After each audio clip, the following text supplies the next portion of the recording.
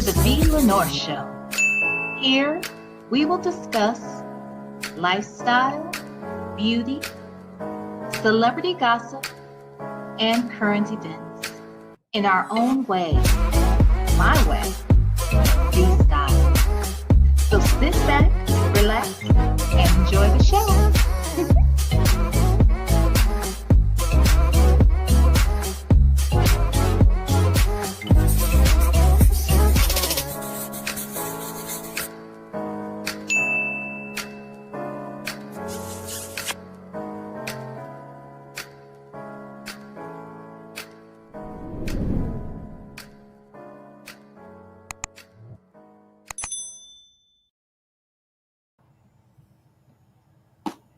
Well, hello, lovers. How y'all doing today? Huh? Is it a wonderful Sunday? Uh-oh, let me fix this. Hold on. Hold on. Let me fix this up a little bit. What's going on with my scene? Huh? There we go.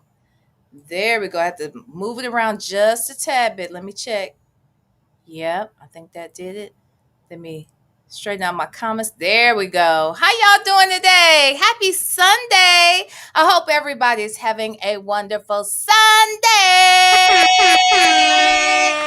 You know, Sunday. Now it's early evening on the West Coast. I know some of y'all, hopefully y'all had your little bath and did everything you need to do to get settled for the evening, huh?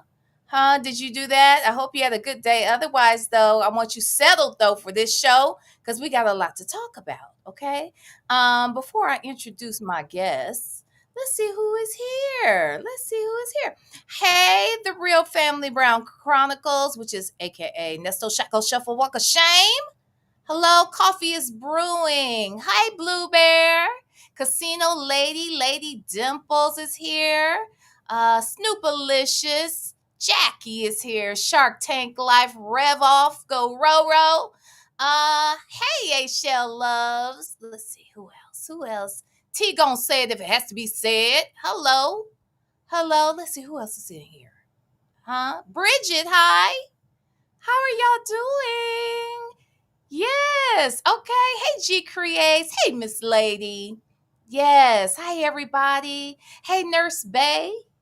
Y'all coming in here. That's good. That's good. Hey, Miss Mad About Music. Hey, if I miss anybody, hey, CW. Hi, Danielle.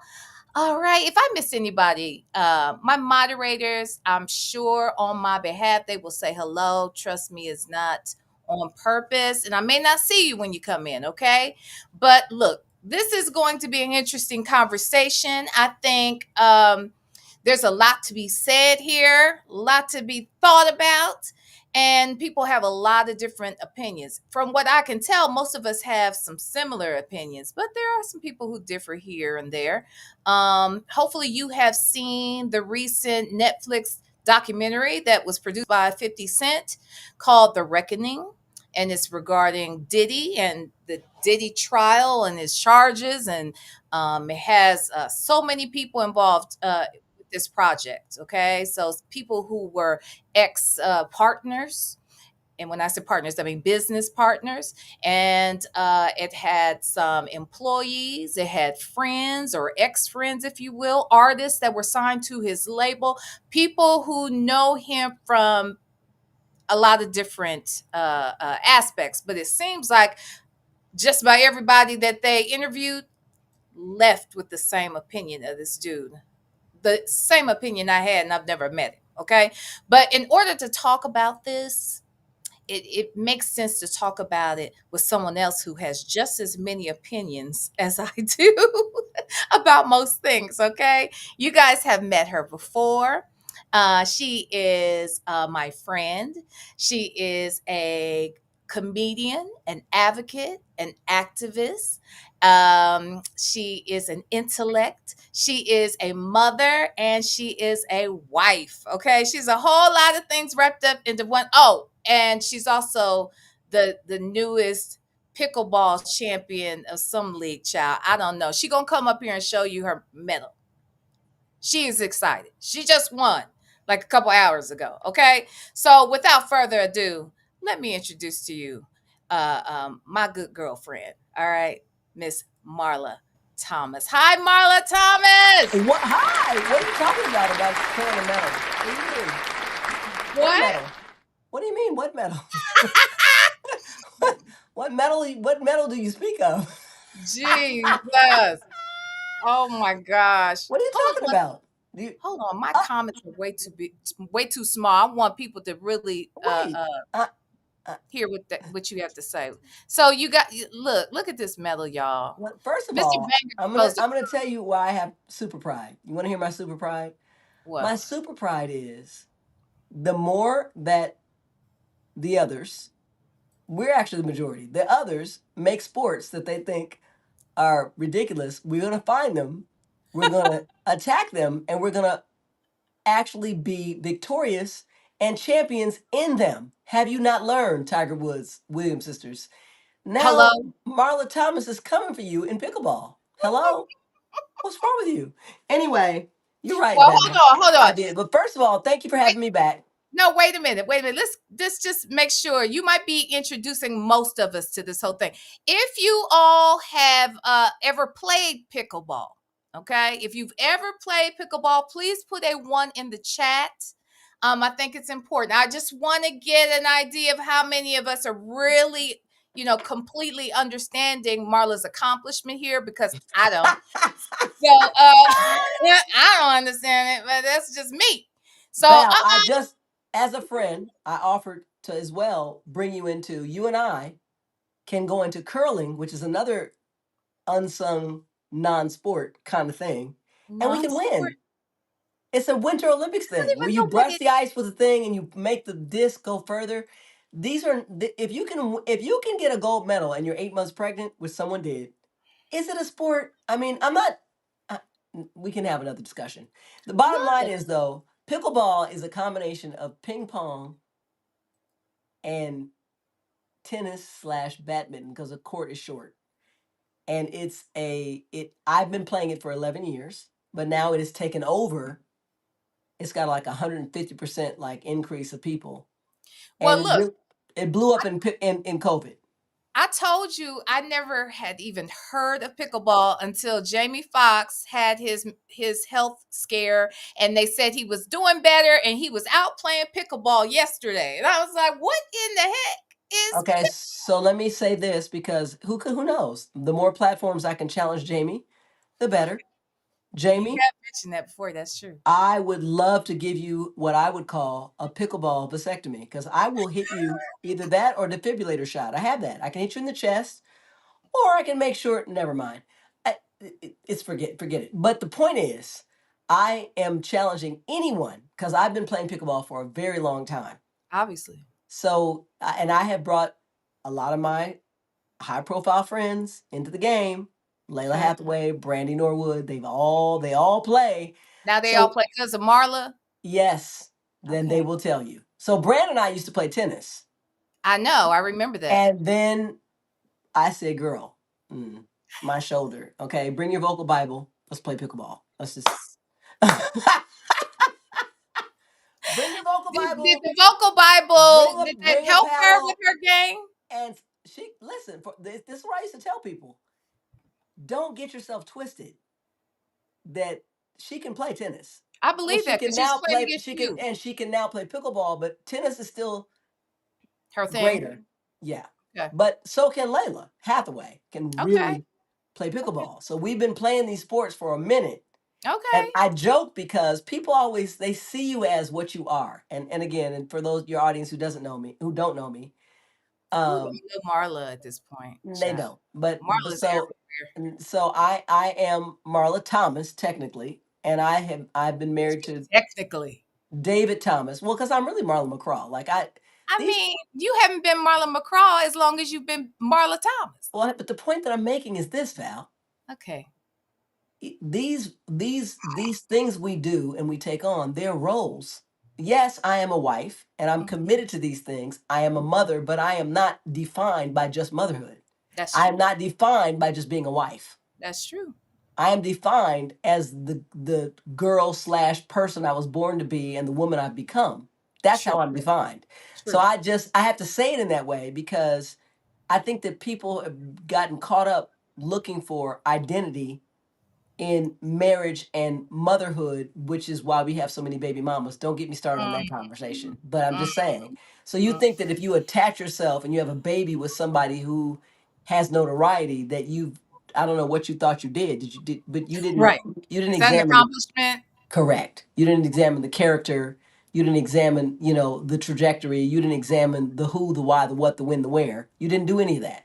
Sure. So for me, I say it in that way because all of those things are things I've chosen, but they're roles that I've chosen to take on for a period. I'm now the mother of 3 people, but I'm no longer mothering them. They're 38, 36, and 32. Yes, you are. You're I'm just not a I'm different. not mothering them. I'm there for them as they choose for me to be there for them. They're adults. But okay, that's how you integrate. They're adults, and you're still the mother. You're just. I am their mother. I said I'm not But you're mothering. mothering in a different No, way now. no, no, no, no, no. You listen, you're light skinned. Listen to me. What the You listen, hell is that? you listen to me. I'm brown. You're not. Listen to me. What the heck? Hold on. I see you don't respect my authority. Here I Well, come. I was gonna say you may not have been may not be the mother you were before because you're the mother of adult kids. Val. And you're not just a wife, and you're not just all these other things that I've named before. You're a businesswoman, you're a comedian, you're all those things. You're a personality, you're an advocate, you're all of those things. And today you are the champion in pickleball. Ew, you did that, girl. You did that. Yes, I need that. I need a clap. I need I need a horn. Boo, boo, boo, boo, boo. I need that. There you go. My gratitude moment. Oh All right, my listen. gosh. So let me tell you why we're here. Okay, tell me why we're here. And at any point, if you can't hear me, let me know, and I will change mic sources. Okay, But for now, you can hear me well, right? you can. And let me tell your listeners, I'm so glad each and every one of you is here, and I'm so glad that you guys are supporters of the VLenore show. I have known Val for many, many, many years, and Decades upon decades. decades upon decades, and it's good to have differing opinions, but it's good to come from a source of reasoning. Let me just say that. So I recently binged. So my husband being a member of Take Six, which is honestly how Val and I's relationship started many, many years ago. He's on tour for the month. And I was like, okay. And there's funny things that I would say. Like, dude, we do we need separate houses? Because there are things I don't want to do. Like, you want it cold, I want it hot. You want to be outside, I want to be inside. I don't want you to hold the remote. Dave falls asleep, the remote in his hand. He's like, Just to keep it. wait. That's And some he's control. like a cross. He's like, and I'm like, give me the remote because I'm awake. And he's like, and I'm like, dude, okay. And the other day I said, we have a gigantic bed. Why are you over here? I'm literally, and this is not a joke. These are the funny things about marriage. I've been married 37 years. Yes. I'm like, I'm almost falling off the bed. You can't Really? be inside my body. Oh my God. You don't But even. wait, Marla, there's 2 things you've already said that sound more like me. Like I like to be up under my mate. Like you're trying to get away in the bed so you can get some. You said he likes it cold. I like it like I don't understand what's going on he's here. trying I to thought get you would in- been with me on this kind of stuff. He's trying to get into my body. I need my body for myself. I don't know why you keep you're not inching over. You're all the way over here. And I'm literally, the other night I woke up, I said, David. Marla. What? And I'm like, I'm about to fall off the bed. I have a sliver of this giant bed, and you have the entire thing. And he's like, okay. Marla, I'm not trying to be funny, but this man has been in your body for years. Like what? Why all of a sudden now listen, it's surprise? Do you understand workman's comp? Do you? Like, do you think that people can get injured and they need, Oh my God! Injured on the wife job. Girl, you listen. Don't. This is another show. We're gonna have another show.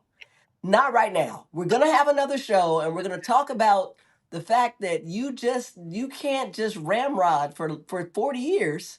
You can't. You have to, at some point, you got to let a girl just recover her life. And so Said you get there's to separate recover. rooms, there's separate houses.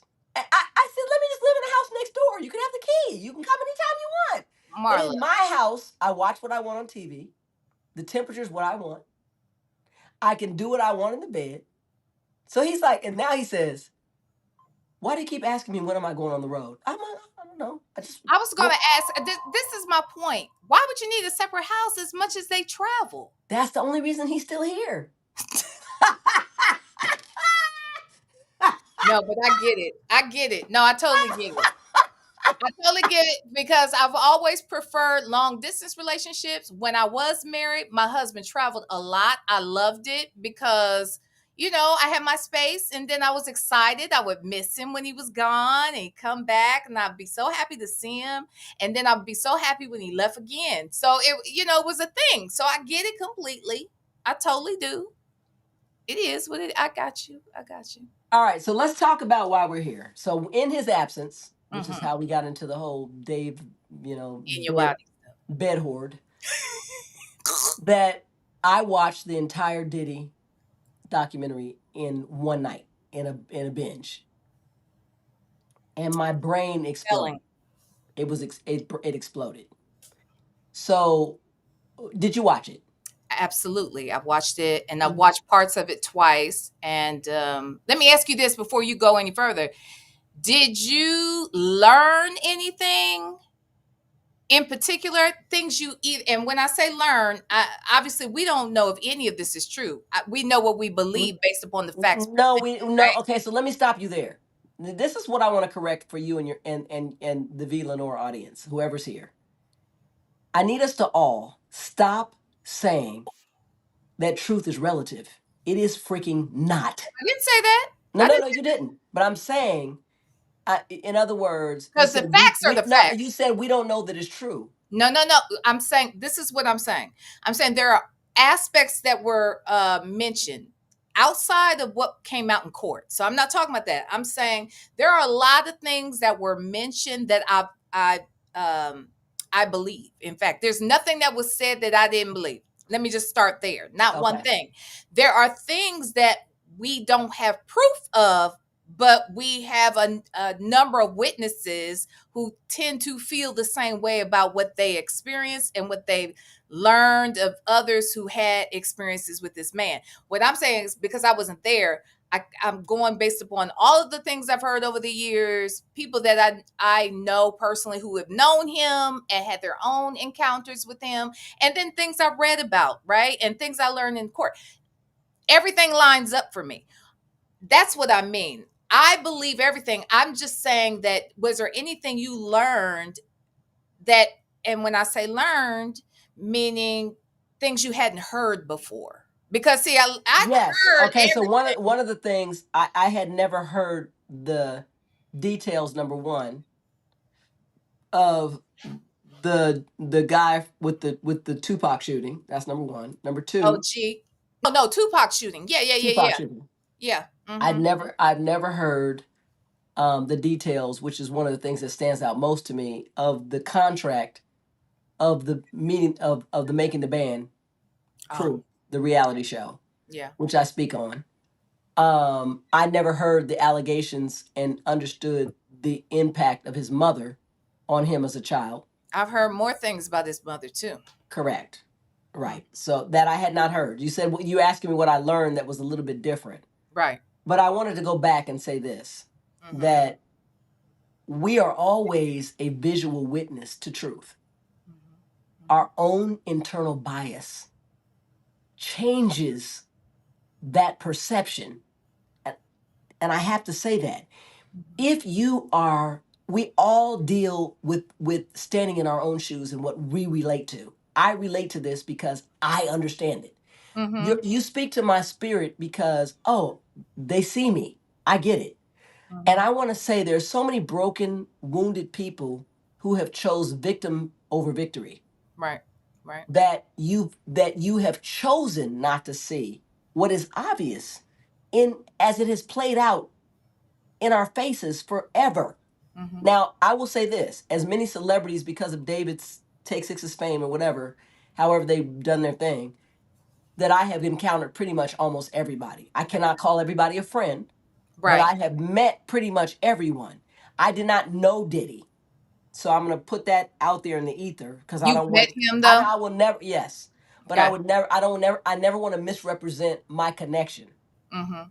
As I joked in the beginning, they're true deep relationships that I have with Brandy and Layla and a couple others, Sure. Stevie, blah blah blah. Yeah. So, but I don't want that because I want to keep my life really real. Mhm. So, but at the same time, I've been in the industry for 40 years, and I, one of the things that I spoke about with the Cassie thing that I'm gonna share here right quick, Okay. and I like to try to make emotional connections with people so people can understand. Do you understand? You come into this world, you've been put in this shell, Mhm. and you've been given a talent, right? I'm talking about specifically Cassie. Right. And you're looking up as a child and you're dreaming and you're saying, "Man, look at those stars in the galaxy. I would love to be up there with those stars." Mhm. And all of a sudden, someone gives you a chance and they invite you to the galaxy. Mhm. And you get into the galaxy and they're all doing drugs and they're sexually reckless and they're without regard and in the beginning what you think is, whoa, it's a shock. But then you say, wait a minute, these are the one namers. These are the people who we say one name, you all know who they are. They're in your household. It's a one name. Mhm. And they're successful, but this is what they do. Right. This That's is not who how they this are. is how they live, right? And so slowly but surely you slide and Mhm. you slide to, now I'm in the galaxy and this is what it means to be a star. Mhm. And I think Or that, does it? You know what I mean? but here's what I'm gonna tell you too, Val. I want you to understand that's what the allure is for the people who are powerful, like the Diddys and the Trumps and the Epsteins and the whoever the hell else. Yeah. I'm only naming them because they're always in the news, but Mhm. there's plenty others. But the Mhm. point that I'm really making to this is that's why you get children. Because you and me, I'm not having that. I've cut off some people that are pretty famous. For real. Mhm. Because I didn't like the way they treated their fans. Your fans Mhm. are why you eat. Why Mhm. are you doing this? And some of them are nowhere now. But they were a lot of places back then. But you came Mhm. after us.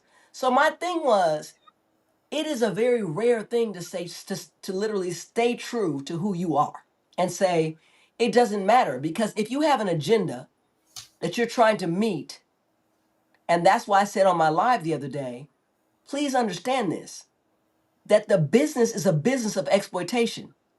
You have to be sure that you're grounded and you don't lose who you are. Your integrity is yours. And so when Mhm. you're young, your brain is not even developed enough to even understand, no, if I do steps A, B, and C, it's going to get me to D. And I don't like Mhm. D. D is a bad place for me. I don't want to go there. So I'm good. You're not going to do that. Mhm. So what I saw with the Diddy thing, number one, hurt my soul. I will go back quickly and speak of this because I also have had a run in, and I will call it that, a collision with reality TV. Oh, right. Yeah. It's a collision. It wasn't a choice. I mean, in other words, it's nothing I sought. Of course, I'm always responsible for my own choices, but agreeing to Yeah. be on Love and Hip Hop with my daughter Moniece, Mhm. season 2. Mhm. Just so we're clear, everyone who may not know, and I think my people definitely know if we have any guests that are new to the channel or new to knowing who Marla is. Marla is also, not only is she the wife of 10-time Grammy Award winning Dave Thomas of Take Six, but she is also the mother of Moniece Slaughter, that you may know from Love and Hip Hop LA. Or Can we Hollywood. start calling Dave the 10-time Grammy Award-winning husband bed hoarder? Can we do that? No. No, we're No, not going to do it. that's Okay, never mind. Then my forget it. friend. Forget it. If you don't want to go with my titles, never mind. Yes, but that is true. So with that, I remember season 2 was their biggest rating. It's a fact. Mhm. And they were second to Monday Night Football. Oh, wow. I didn't know that. They were. Shh. But there were a couple of real storylines, one being ours, the rest of it being bullshit. And in that moment, I remember being in New York for the reunion and talking to, at some point, 4 of Moniece's cast members, including her, so 3 others, Mhm. and saying, I don't think you guys get it. There's no respect in the industry for this platform. No. But I said to them, if you want to use it to do what you need it to do, Mm-hmm. don't let them continue to pit you against each other, because each of them For had a different ratings. each of them, I'm gonna reveal this, each of them had a different contract Okay. that paid different money. Yeah. Some being none. Like, I don't mean zero, but None? I- Who's No. signing up for that? they did, because just like the Diddy thing, again, this is why this hit me. That contract with making the band, as it has been stated in the documentary, stated 0 money, all for fame. That was their price. What I said to these 4 girls, these 4 young ladies, you're already agreeing to let the worst of the worst of you be seen on TV. You're Stick right. together and listen, look at the Kardashians. ETV makes stacks on stacks. Ryan Seacrest, the producer, makes stacks on stacks. The Kardashians make stacks on stacks. At least get mutual compensation. Yeah. The Love and Hip Hop brand was so awful that there was a time that we were supposed to do an event and no one would dress them. Oh, really? Only new stylists, because the industry people tell me when you've seen anyone other than Cardi B's the only one that got out of that. Right. I'm just challenging you. Tell me when you've seen a Love and Hip Hop person at any event and they're like, "Oh yeah, I was dressed by Dolce and Gabbana. I was dressed by." No, because they're not coming to the table for this bullshit. That makes sense. Facts. Well, I remember hearing how they would. There were certain like establishments, like restaurants and folks that never wanted them to come and You throw drinks in people's faces for a and living tip tables and stuff like and that. do shit. No one cares. So I used to say to my own daughter, "You're not. I want you to understand the difference between fame and infamy. That part. That part. Fame is a reputation that you get for being the best at something. We know who Kobe Bryant is, Shaquille O'Neal. We know who Tom Brady. We can go down the list. We know Michael Jackson. We know Prince. We know Beyonce. They're first name people. Right. Anywhere in the world, you say their name. Oh yeah, I know. So let me tell you what I did, because I'm this kind of a crazy person. I was with my daughter, who's an adult. I said, because she was ego. I said, okay. So we're walking down the street and I said, excuse me. And I stopped a Hispanic lady, real talk. And I said, excuse me. I said, do you know Beyonce? Oh, yes. See. Beyonce. I said, you know Moniece Slaughter? She said, oh, yeah. No, and she was standing right there too. together. And I said, and I looked at her and I said, See? fame and infamy. You are in infamy. Outside of this platform, nobody knows. But even with infamy, you might be known, but you're not going to be necessarily liked or known for the right reason. That's what I'm saying is the difference between infamy and fame. Fame is about an excellent reputation. So anyway, so I looked at the Diddy thing and I was like, dang. And people also don't understand mental illness, which is also one of my platforms. And I looked at that and I was like, damn, I'm off cuff, Val. The biggest thing for me is I really want us outside of the circus, Mm-hmm. the spectators. We're all spectators. Mm-hmm. I want us to recognize how much power we're giving these broken people based on a perception that is not worth that. It's worth loving everyone. It is not worth giving them this much power. They're broken. Because when you're not broken, you don't do that. When you're not broken, you don't lock somebody up in a room and pour baby oil on them for days on a time and have them have another dude come in and screw them and, vomit in their faces and have them drinking sperm and doing all the things that were in the Right. documentary. You don't do that when you're You not broken. But when you're broken, Donald Trump, and you're given ultimate power, what do you think you're gonna get? And you know how they get the power? Because we look at them and we give them credit based on a perception that Yep. we think this is better than us and I want to be that. You don't want to be that Yep. unless you're broken. Absolutely. Absolutely. Mm-hmm. You can read comments because I can't read because I'm too far away and I'm old as That's hell. okay. And all I can do is look at my medal. Oh, look at that. You're oh Lord. Wait, Say J says, wow, I've always wanted. Hold on, let me get it over here so I can see it. All right. I've always wanted to reach out to Moniece from the very moment I saw her and her emotions on Love and Hip Hop LA. I saw what was happening behind her eyes. I knew immediately her pain. And then she said, I still, Marla, and then she says, I still want to discuss what I have seen with Moniece because there is something we need to discuss about Black women and mental health and how it gets pushed under the rug. You want to say something about that before we move on? Of course, because mental health isn't cute, girl. Everybody cares about what's sensational now. Social media has turned our lives inside out, all Yeah. of our lives. Yeah. I'm not excluded. Yeah. You don't know anything.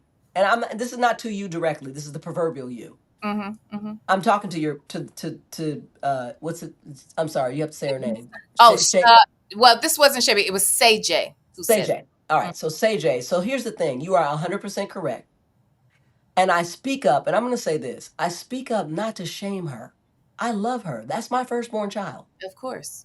I speak up because if we can just stop, we fans, public gaslight. If you can stop doing that, Mm-hmm. then we can get them to understand their own situation and actually accept and receive the help. And in our case, that's available. We're here forever. Mm-hmm. She doesn't have disappearing parents. No. So the pain is a pain that is based on her own brain difference and personality difference and mental health issues, not that it's been hoisted upon her. But the more she lives in that and the more she acts on that, the more she's going to be stuck in that because it has consequences. Mm-hmm. If I say I'm afraid of being abandoned, but I mistreat people so badly that they are healthy enough to say I'm not doing this with you anymore, and they walk away, you've created abandonment. Not because they don't love you or like you, because they don't want to be abused by you. That happens. But if someone has a brain difference, are we to still hold them accountable for what Yes. maybe they may not even fully understand? Yes. Because the reality is that doesn't take away the consequence of your behavior. I I agree. can't say, "Oh, Jeffrey Dahmer was a sick dude, so you shouldn't have to suffer the consequences of killing and eating people." Right. Think about what I'm saying. I give extreme reality examples because I want you to think about it. It's not you can back anything down to micro. I'm talking about that's macro. That's huge. Like Yeah. you were luring people into with your difference. So here's what I said the other day. What if, Val, you and I are friends? What if I said, I have a condition, and when I get close to my friends, I smack them in the face. This is real. It's my That's a good, condition. that's a good And point. you are saying when you slap me in my face, I'm hurt. Right. And I say, well, you need to just deal with that because that's my condition. If I'm aware that I have an issue, Right. Right. it is my Help. responsibility to do what I can do to manage the issue. Now, I'm going to talk strictly right now about my daughter. This Okay. is a child, my adult child, who says, you know, my mouth is reckless. And I say, well, then why can't you shut your reckless mouth? If you can say that, you're aware that your mouth is saying things and doing things to harm people. Stop. You can't have it both ways. These aren't Okay. people that are like, oh, F you. Your motherfucker. No, these are people that are. So when you use the internet as a weapon, you're choosing to use your influence. You're choosing to destroy other people. You're choosing. These are choices. Instead of, this is horrible. I'm hurting my family. I'm hurting the people that I love. I'm choosing to get help. I'm choosing to do what I have to do to be on a medication. I'm choosing to accept the love and guidance of people who love me. Those are choices too. But I also think that all of that is rational thinking, and mind you, I look, I don't know the ins and outs of even her condition, but I'm just saying that what if it's a problem for her to fully grasp what's going on here. Now, again, there should be consequences and maybe there's adjustments. And I know you've made some, but I was going to say, like, if your condition, Marla, as a friend is to slap somebody every time you see them, then maybe we should just be friends on the phone. Exactly. We can still be But friends. if I keep insisting on showing up to your house and ringing your doorbell, and when you answer it, I punch you in the face, we got a problem. That's what We I'm do. saying. You are We do. correct. We So do. that is, you just hit it. You hit it. You didn't even know you hit it. That Okay. is the problem. The problem is solved. So when I look at the Diddy thing, I'm like, oh, people aren't getting that these people were already broken and you gave them Absolutely. power. Right. And Right. in that power, and one of the things, here's another thing that jumped out at me. You became the abusive user. You weren't paying the people that you owed. Mm-hmm. Mm-hmm. Mm-hmm. You were Now we're back using to human Diddy. beings that said, oh, I'll do it for you. And I always correlate these things in my life because why is that different than, hey, such and such, I'm coming to your town. Who's going to do my nails? Who's going to do my hair for free? Right. Right. Right. I'll post you. Right. Well, That's that touches on a couple of things. You know, one of the things that a lot of people have been talking about. There's two things I want to touch on. One of the things that a lot of folks have been mentioning is the fact that this footage that came out of Diddy days up to his actual arrest, right? People were saying, well, how did 50 get that footage? Like, obviously he did something illegal, and who leaked the footage, and this, that, and the other. And it has been clarified and cleared up that this is a man, we're talking about a man who does not pay their people. Okay. He also hello, takes Trump. advantage of people who want to be in the business, who just want a chance at doing something big. And here they are with this billionaire mogul, music mogul, who could really do something for their career long term. And so he gets young people to come in and do what he wants them to do for free, and he exploits them. He takes advantage of them. And then that's what happened here. He did not pay this young man or young lady, and somebody else did. And you can best believe that Netflix, 50, and everybody else crossed their T's and dotted their I's to ensure that they legally obtain that footage. But it goes to your point that these people will prey on folks who are broken or who are thirsty, or just, they have a lot of ambition and they are easily influenced. And that's the thing. So, okay, you wanted to know what I can see. You're trying to read Shell's comment. Hold on one second. Let me pull it up in a way I can see it with my blind self. Okay. So Shell says, I was going to ask, does mentally ill people really understand the outcome or consequences from their behavior? And let me say this. I was going to ask you, this is thank you, Shell, for bringing this up. Because do you think it's possible? Are you suggesting that Diddy might be mentally ill? Diddy is without a shadow of a doubt from what I saw, and I am not a psychiatrist and or doctor. Let me just. I gotta always cross my own T's and dot my own I's. She's out there. She said she's a mental health advocate. She's not nobody's psychiatrist. I am not. But he definitely presents as a There's a difference between narcissism, which we all Right. have a little bit of, Right. and malignant narcissist with sociopathic tendencies. That Yes. comes with sexual that comes with a sexual disregard, Yeah. a sexual issue. Yeah. A lot of times there's substance abuse, Yeah. there's grandiosity, Yeah. there's pathological lying. Yeah. Yeah. All these things this exists in a malignant narcissist. Yeah. There's the gaslighting. There's all these things that are consistent. Yep. And what I saw was that, and there's also extreme jealousy. I Absolutely. mean, it's extreme. So, Well, let's talk about this. If he is mentally ill, or if he has forms. but let me no, stop. Let me just say this before you hold that one quick thought. Mhm. There is a difference, Val, between mental illness and personality disorder. A mental illness can be treated medically with medication Okay. because He has personality it's chemical. My son is mentally ill. My son is bipolar 1 with schizoaffective disorder with psychotic features, facts. Yeah. He's doing very well right now because he's on a 6-month injectable shot called Sustaina Invega. It is the medicine is enough to bring him back out of a psychosis and bring him into a reality that we call consensus reality. Mhm. We cannot treat Moniece. Why do we call it borderline personality disorder? Why is it a personality issue? Because borderline runs along the edge of all the shit. And so you can treat a symptom medically with medication. You cannot treat the issue. I'm going to say that again. So I want you to understand. I want you to have the knowledge. So you cannot. Brian McKnight, malignant narcissist with We're sociopathic. just gonna talk about all these people on here Yes, tonight. I am. Because now you get this. Because you know why?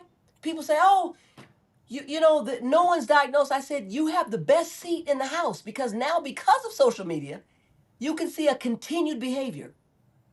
We're all watching it. We're all watching it. No one is not seeing what it is. But for And that's why I some, use the presidency as an example, because every day you watch this man lie out of his ass. Every Yeah. day. But Every day. let's talk about. Okay, I know this kind of off the subject, but you brought it up with a Brian McKnight though. There are people looking at a Brian McKnight. There are people. She won the pickleball. She won the pickleball tournament today. Okay, y'all. She won. Jesus. Marla won pickleball. Okay, go back. So Brian McKnight, go ahead. So what I was gonna say is there are people who are watching Moniece. There are people who are watching Brian McKnight, but they're not seeing mental health issues or personality disorder. There are some that will just not see it, not believe it because they seem sane. They are articulate in the way they communicate. They are talented. You know, they don't see it like that. So how do you help them see what they, what these folks are not going to admit they have a problem with? I'm just saying. Let me say this. One more It's thing. not Let me say this some too. that Let me don't say see this it. too. It's most. You know this, but and most people around here know this, but there are certain people I purposely don't discuss on this channel. Okay, I don't, and there's a reason why I don't. I don't ever talk about Moniece Slaughter over here because Dave and Marla are friends, and that is they're not like y'all. Okay, and so let me say this, Val. I'm about to blow you out of the water. You ready to be blown? And then wait, hold on. And then the same with Brian McKnight. He is the other person I don't talk about because his brother is family to my family. So I don't Right. talk about them but if Marla wants to come over here and talk about it, then Marla can talk about it. If Claude comes over here and he says, I got this problem with my brother, then that's it. But otherwise, I don't talk about it. So y'all know those are two people I don't talk about. But if they here, we're gonna talk about it. So go All ahead. right, so let me tell the VLenore family this. I'm not going to talk about the McKnights Okay. because I'm not them. But you're the perfect person who should be talking about it. You know why? I can't No, no. listen about my daughter. You know why? Because there's a person named Valerie who's been in my life since she was a child. And you saw what we were as a family. And you saw what we were as parents. And it's not to just it's to encourage. You have a level of truth that brings validation and a narrative that it's not against her. It's just a posting of this isn't real. I don't know what she's going through, but that I was there. That didn't happen.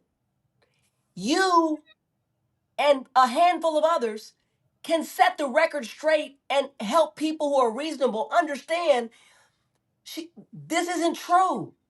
And that's the point. So it's not a defense of myself. No, I hear It's you. an alternative narrative that there are people who've I witnessed it. agree.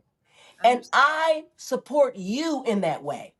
No, I know And you're but lying. I'm just saying, and I'm not going after you. No, I know you're right. You're right. You're But right. that's the point. So You're right. therefore, it's because I also know you're going to come from love. I also know you're going to come from truth. I also, if you're trying to destroy Moniece, get out of my face because you're destroying me. Right. I'm not Yeah. after her. Right. Right. I want the public to stop so she can get help. I'm not You just trying don't to, and then there's, here's the thing, and it does bother me because it has bothered me because that you have been demonized a lot. Marla hates her daughter, or Marla's this and that, and that is not true. That is not true. That and is there's not only a handful of people. And my thing is, I don't care about the public's opinion.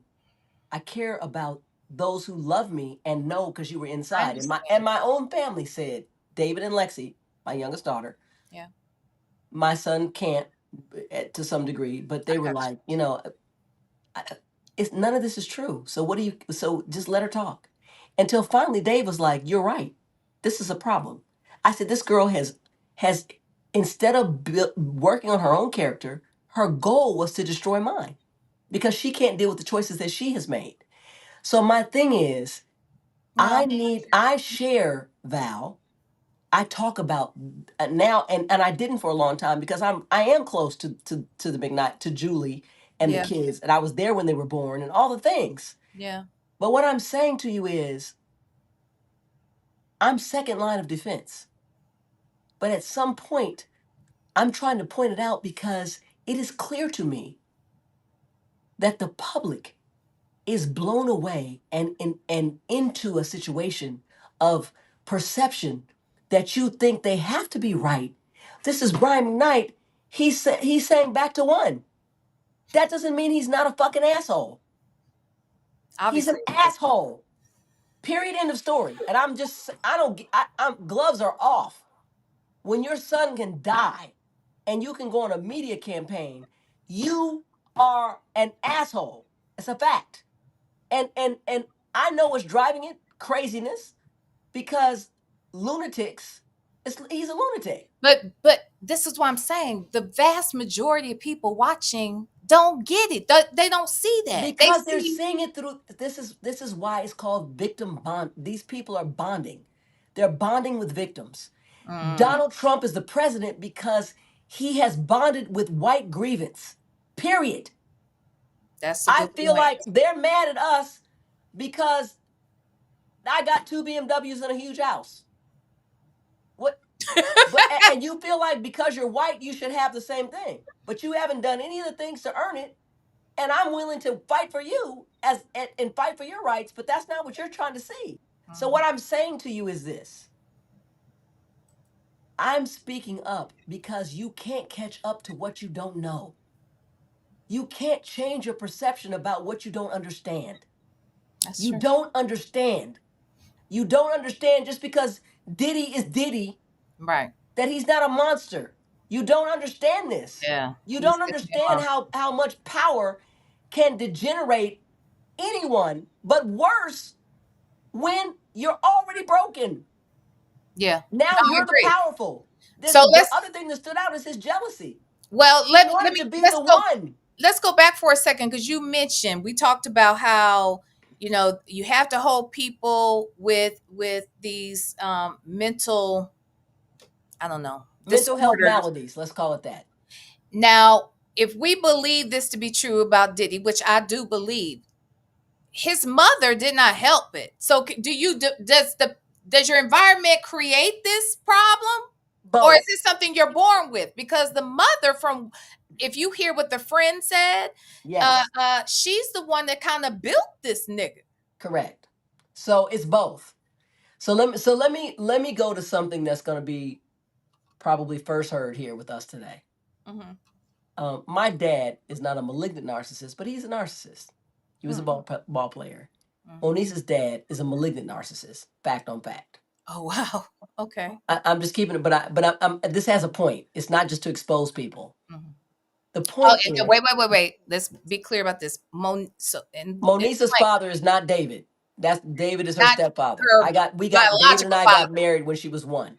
but So that's her daddy. Okay, let's just be very. David is her dad, but Michael David's is her dad. my ex is her biological father. Right. Okay, go ahead. Michael Slaughter. Okay, because you ain't gonna talk about Dave around me like that. That's First all. of all, you not even getting pushed out the bed, so you gonna shut up. Right. I'm over here just fine in my You over bed. there rolling around in your own space, controlling your own remote. What you not about to do Okay, I'm is fine. stand your ground. You're gonna back up.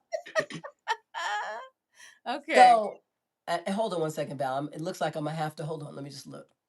Okay. Yeah, I'm gonna have to. Oh, oh, oh, oh.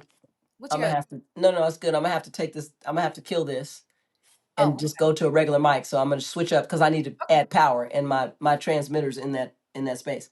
okay. That's cool. Entertain yourselves for 2 seconds. I will do Oh just that. no. I want you guys to count. It's gonna be 67 seconds Girl, wow. starting now. Oh my Lord. Okay. This lady is crazy, y'all. Okay.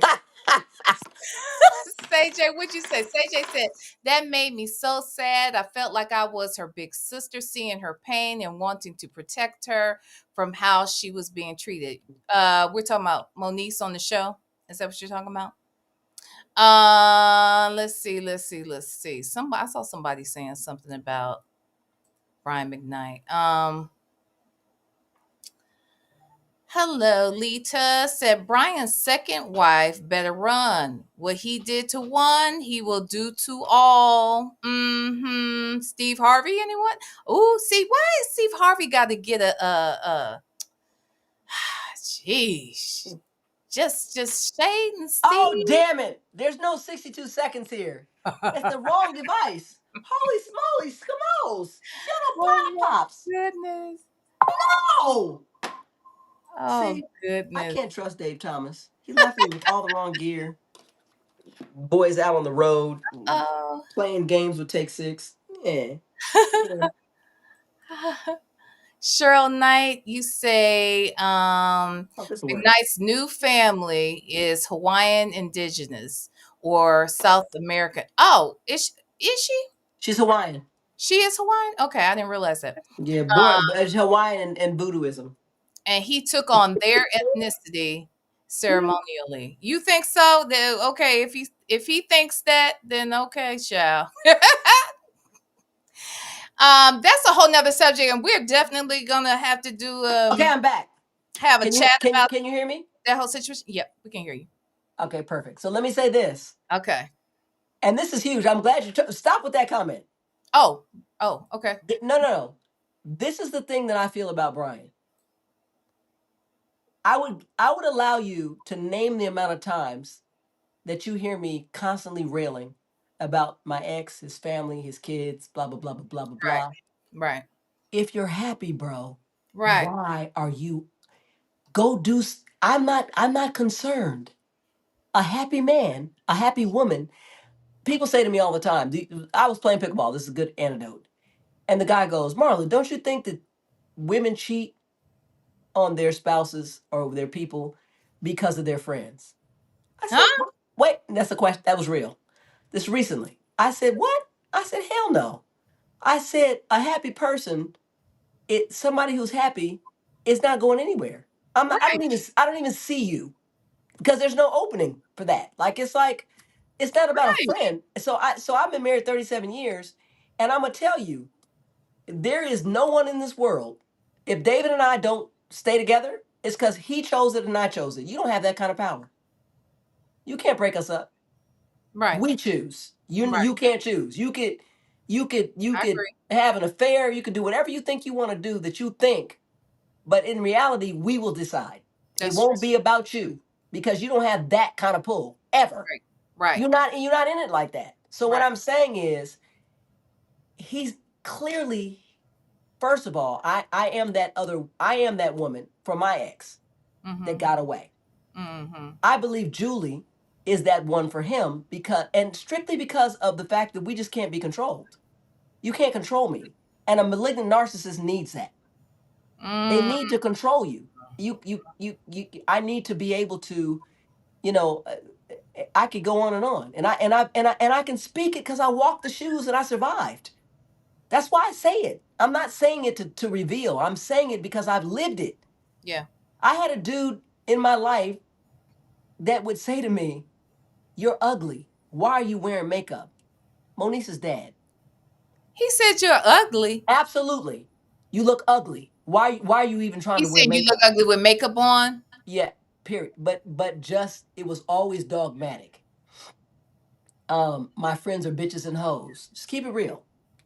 But what I'm saying to you is, and how I broke up was, I remember trying to always prove myself. And I knew who I was, but I was Mm-hmm. very young. And I remember waking up one day and she was a baby and going, what have I done? I no longer am talking to my friends. I'm trying to please this person. He Mm-hmm. does any and everything he wants to. He was a womanizer, all the things. I'm Mm-hmm. out of here. I gotta go. I didn't know who I was. I looked in the mirror and thought, what? Mm-hmm. And so I'm just telling you, when you get happy, Brian is a problem. And even his conversation at the end, as described directly by BJ and Julie, that he I saw that called, interview the other night. and it made you cry. When you call the It made me hospital and angry. you tell I'm him yes, and you tell your son who's on his deathbed, you need to basically respect my, have my new family, blah blah blah. And he said, "Is this what we're talking about?" All of he's dying. He's physically dying. gonna tell you when I was like, "Oh, this nigga is something else." When I learned that the announcement he made about this whole "I won this lawsuit," which is not true. First of all, that's not true. He didn't lose it. He didn't win any lawsuit. But to do that on Nico's birthday, Oh, and that's the point. That's the point. that was too much. And guess what else? Guess what else? Val, he only has to be quiet. That's it. Shut up. You don't. Your thoughts don't need to be known. But he did that on purpose. Where you go, Marla? Oh, there you go. You went black on us, girl. Um, but yeah, I didn't understand it. Like that was Can you very hear me? emotional. Yeah, can you hear me? Can you hear me? She can't hear me, y'all. Can you hear Oh, me? yes. Can you hear Oh me? gosh. She can't hear me. Y'all, she can't hear me. My God, today. She can't hear me, y'all. You can't hear me, Marla. Marla, you can't hear me, Marla. Marla, she can't. Child, I don't know what she doing. Look, I ain't gonna lie. I wasn't gonna say nothing about this. Y'all know all this stuff was going on with Brian McKnight, and I didn't say a word. Did y'all hear me say a word? I ain't say nothing. You know why I ain't say nothing? Now you know. If you didn't know why I didn't come over here and talk about it, now you know why I didn't come over here and talk about it. Since we over here talking about it, that mess right there was evil. It was sad. I felt so bad for both of Oh, you his. can't hear me. Yeah, we could hear you. Can you hear me? Okay. Hear me? You hear me now? My video is frozen. Oh Val, no. can you hear me? Yes. Can you hear Can you me? hear me? I'm gonna call you. Yes, girl. She I can't hear. can't hear you guys. Let This me call sucks. her. Let me call her, y'all. My God. Let me call Marla. Ah! Marla. Okay, hold on. Okay, hold on, y'all.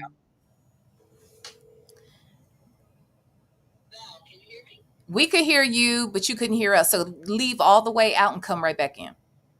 Okay, bye. All right, ciao. But this is what I was trying to say. Okay, Okay, I'm back. you back? Are you Yes. really? Yes. Okay. All right. What did you do? Girl, I talked to Jesus. I have a relationship. Well, thank God. Do you Okay. want to meet him? Won't he do it? Why don't he do it? He does it. Gee, thank you, Lord. So, look, I was just telling the people that all this time, all this was going on, this whole media, firestorm that was happening around Brian and coming out here and the lawsuit and all of that. And I said to the people, all this was going on. People all over YouTube was talking about it, but I didn't talk about it. I didn't say a word. And if they wonder why I didn't say a word, now they know why I didn't say a word. But since we talking about it, okay, let me just say I was sick. I was upset. I was hurt. I felt like it had happened to me when I heard BJ come out with that video right after Brian said what he said. I mean, all of that just broke my whole spirit. I mean, I was so hurt about it. And then when I watched the interview the other day, um, it also hurt because you can hear the pain. These Who wouldn't people, be in pain? how could you not be in pain? And And you're you talking, there's no greater right. loss than your child, right? I really feel for Julie like nobody's business. And But even she is a BJ, very authentic human being. She always has been. yeah, I could see that. For real, for real. Like even when he was tripping, she was like, "Girl, you know what?" I said, "You good?" I just, I was never going to be able to give him what he needed, and I'm good with that. And she really went on with her life. She wasn't. She was real. What you see is not an act. And so my thing is, of course you hurt because what mother wouldn't? Right. I just can't. I can't. We were hurt. I was hurt. I, who and, can't? and and for her, she had to watch this happen. She had to watch her child die pretty much. And now this man Pretty much. acts like he has no feelings at all. You have not see. Here's the thing. You went out of your way to Out of your way. erase your son, your oldest son, being your junior, by naming yourself after the new baby. That's crazy. You went out and again, to her credit, it is factual. And again, this is what I was saying about you and me. I'm going to talk about what I physically actually know. She was accepting to all those kids in real life, I loving them in real life. Yeah. I was there when all this shit broke down between them because they lived down the damn street from us in LA. And he lived with her family in Yeah. LA. Yeah. And I that's heard how her he say even was that. able to make it at all. I heard her say that. It's a fact. I didn't know that. I was like, I wow. did. And so what I'm really saying is, you don't owe anybody anything. She's willing to move on. It was always, she also can really sing. And it was the Yeah. promise that she too, but it was Yeah. all about him because he's that dude, egotistically. And I'm going to share this. I'm a very intuitive person. I would consider myself an extreme empath. Me too. And when I was dating David before we got into a serious we're gonna get married zone, but Is this Moniece was when you were dating him in middle school, though? no He was in love with you since no. I school. had Moniece. That's when I moved back to when I left Michael and I moved back to Huntsville. But he's been in love with Marla since they were in middle school or We met in younger? second grade. We were Oh, six I'm and eight. sorry. But we Second were grade. not in love with each other. He was stupid. and I hated He him. was in love with you. He said he No, looked he across wasn't in the love with me. room. Then I he was heard a the stinky speech. boy. He was a I stinky, heard what stupid he boy. said. He said he looked over in the second grade. He saw you and he said, "I want her. I He love did her." not. I had I a little heard that. afro. My That's what mother. I heard him say. You're But wrong. okay, My fine. mother broke my hair out with a perm. And when I went to Huntsville, it was halfway through my second grade year. Had a little baby afro. I will show you a picture. And David, I would get up and go to the girls' bathroom, and he would raise his hand and tell the second grade teacher that, Miss Galley, yes, David, what is it? He went back into the girls' bathroom, and I was like, what? He kept telling on me, and my back brain was probably like, ooh, you one day you'll see. I got this. I don't have this. I got this. Anyway, so as we got older, we were still in right before we left elementary school. I think we were probably in the fifth grade maybe, and then girls were kind of starting to like wake up to like boys. I went to a little small school, Huntsville, Alabama, in Oakwood Mhm. Elementary. It was like 25 people in my class, and there were only really honestly there were like 2.5 cute boys in my little small Two class. and a half. 2.5, because one, I mean, he was cute, but not all the way the thing. Okay. There was only 2.5 that I would meet my standard of what I thought was cute. But so we'd be playing with the girls on the playground, and then when they started to talk, and they were like, David Thomas, he's so cute. Such, and I was I thinking, bet he was he too. was a cute little boy. I was So like, okay, adorable. and I was like, he is cute. And then but I didn't tell them that. Oh. Oh, Okay. I kept my cards. Girls, ladies, call me up. I got your back. Oh my I God. kept my cards to the vest. I was like, oh, and I said nothing. Yeah, of course. So we got back into the classroom. This is a real story.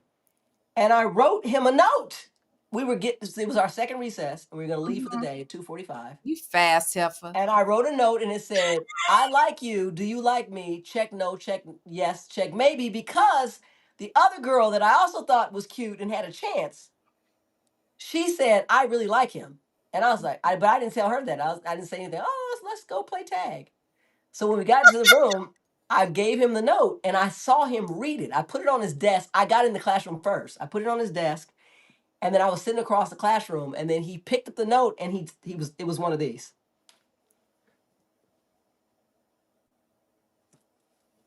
He put it in his pocket. Bell rings. He leaves. His parents pick him up. My parents pick me up. We leave. He never said a word.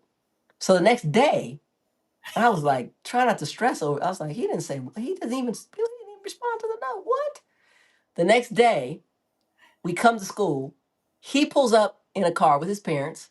Mhm. I pull up in a car behind him with my family. Just happened to be that way because there are no buses in Huntsville, Alabama.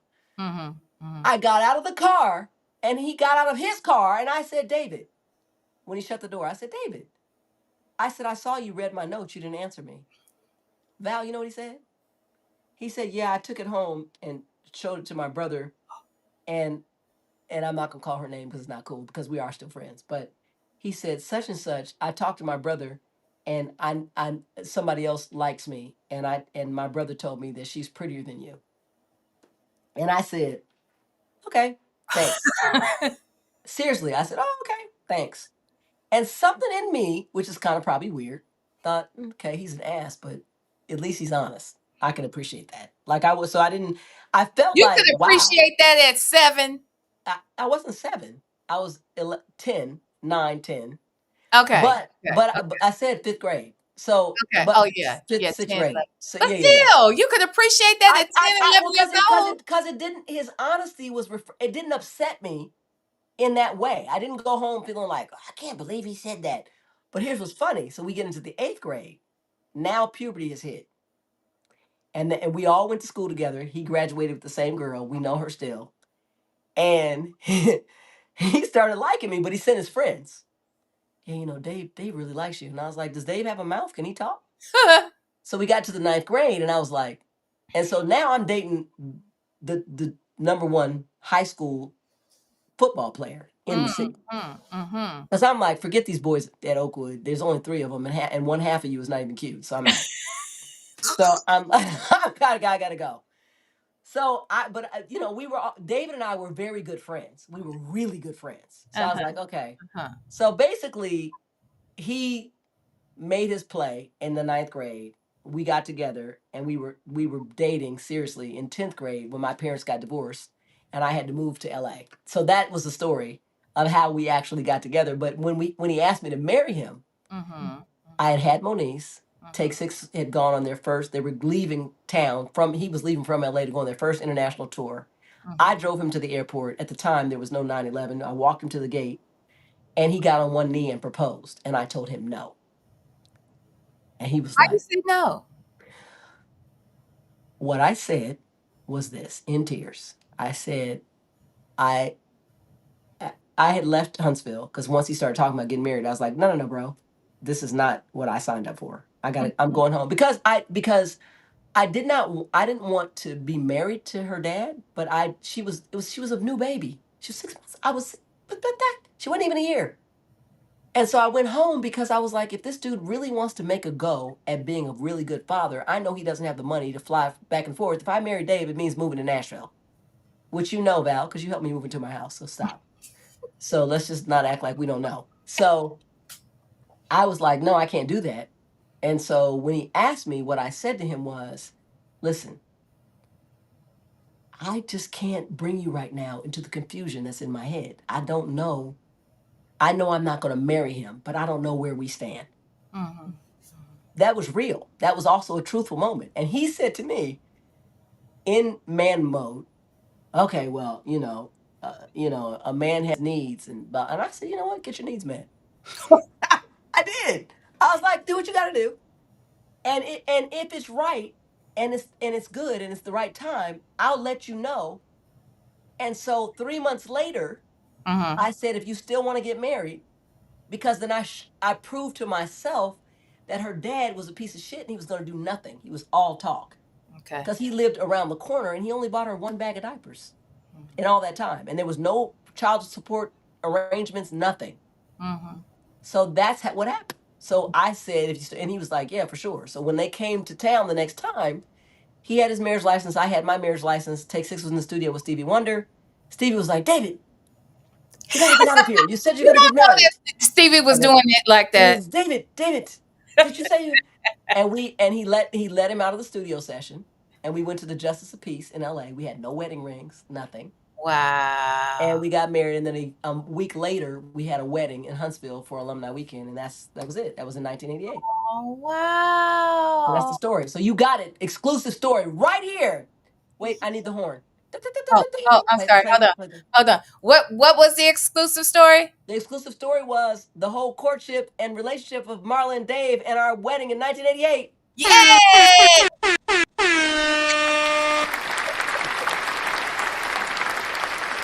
Oh, that sounds so good. I was never a clubber, but this is my club moment. Thank you, pal. Very satisfying.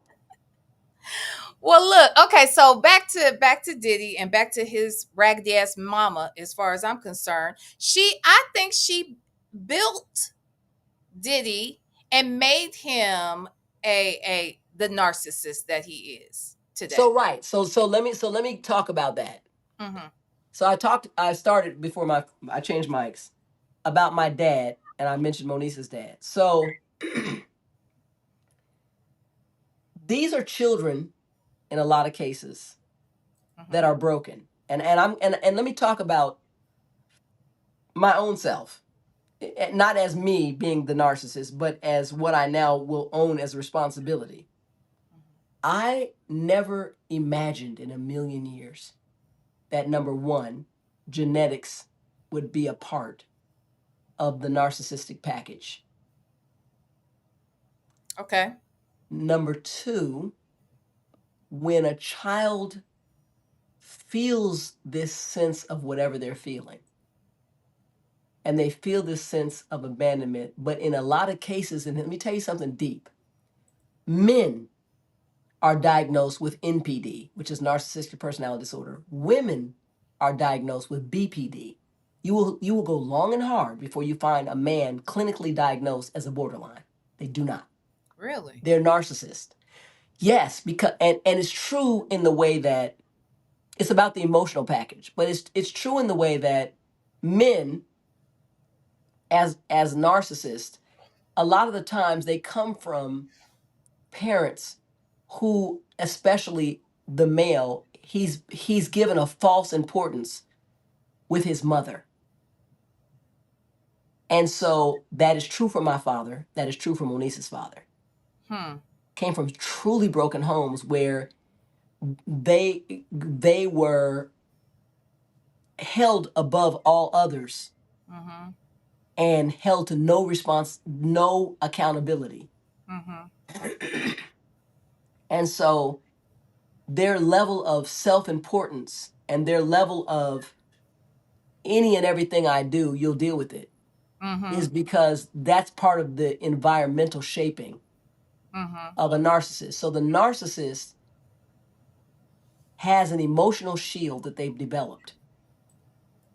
And in this emotional package that they've developed based on survival, they're children who are helpless. So my father, who he talks openly about this, watched his father beat the shit out of his mother.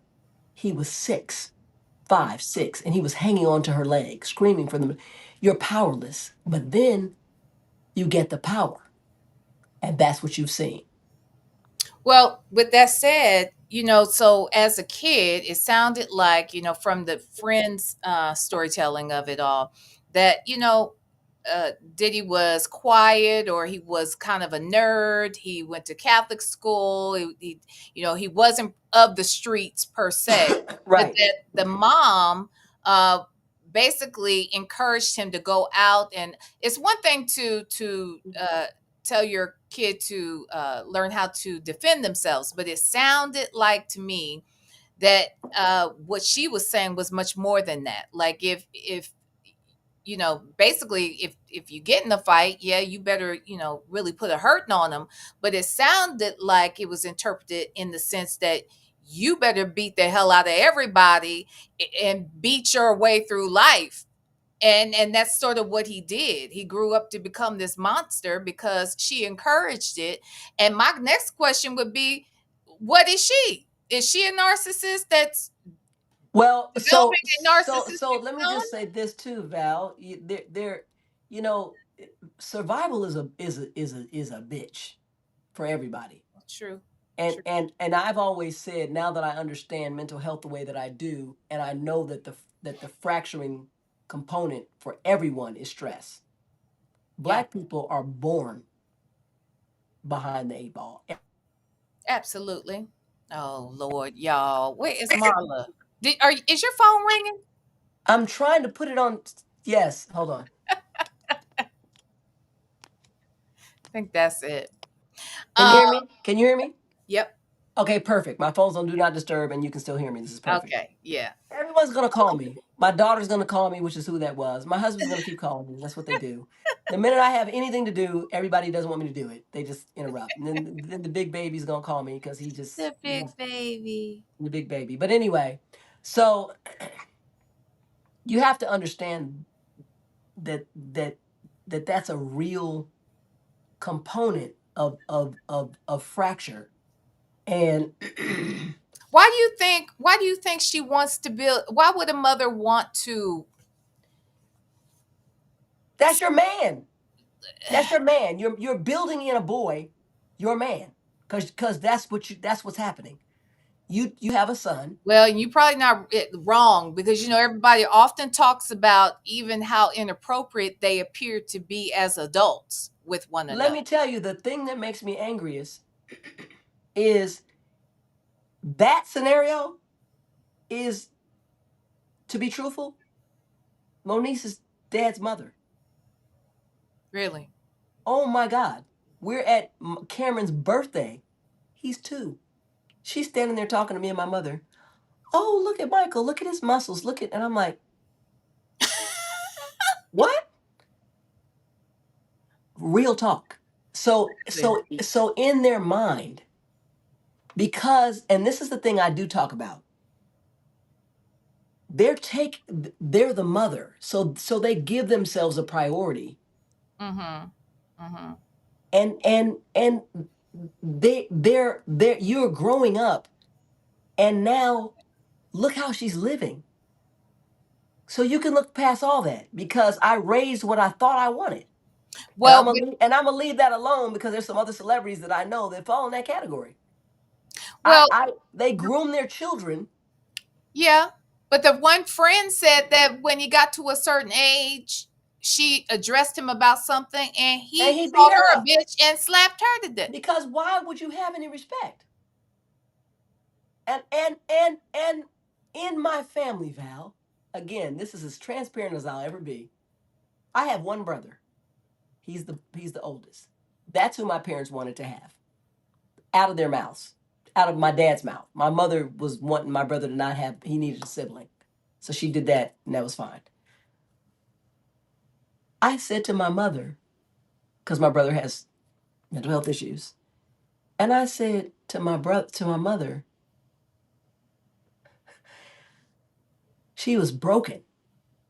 I said, you watched him lose it on any and everybody. Did you think it would never be you? And she said, honestly, I did. Mm. And I said, Well, that's she was fair. honest. That was I'm honest. not mad at her, but I'm saying to you, That's this what is was who they going on with are. Janice. Exactly what you're talking about with Diddy. How do you think that you can watch him beat the shit out of everyone else, Cassie, blah, blah, blah, and it won't be you? There's no loyalty there. Most people who have, even if you have a problem and you don't have that problem, Mm-hmm. you're not doing that at home. You don't rob your family. You go and F up somebody else. You Mm-hmm. don't beat up your family. You Mm-hmm. go beat up somebody else. Mm-hmm. But when you're a narcissist, you go to whoever's closest because you recognize their integrity will stop you from actually imposing a consequence. There it is. Yeah. Yeah. Now, when you watched that video, was it or that movie, did you see anything though? There was one thing that stood out for you that was a I surprise. told you The only thing. what stood out for me was the blind factor of people giving credence and credit and power unjustifiably just because you see somebody show up on your television screen, just because you see somebody, you hear somebody's music, or you see somebody you think is wealthy. And I equated it on my live to, if I owned a McDonald's and I said, hey, you know what, I need you to come to work for me for 8 hours, and I'm not gonna give you any cash, Mm-hmm. but you can eat as many fries as you want Mm-hmm. and you can get a burger. Mm-hmm.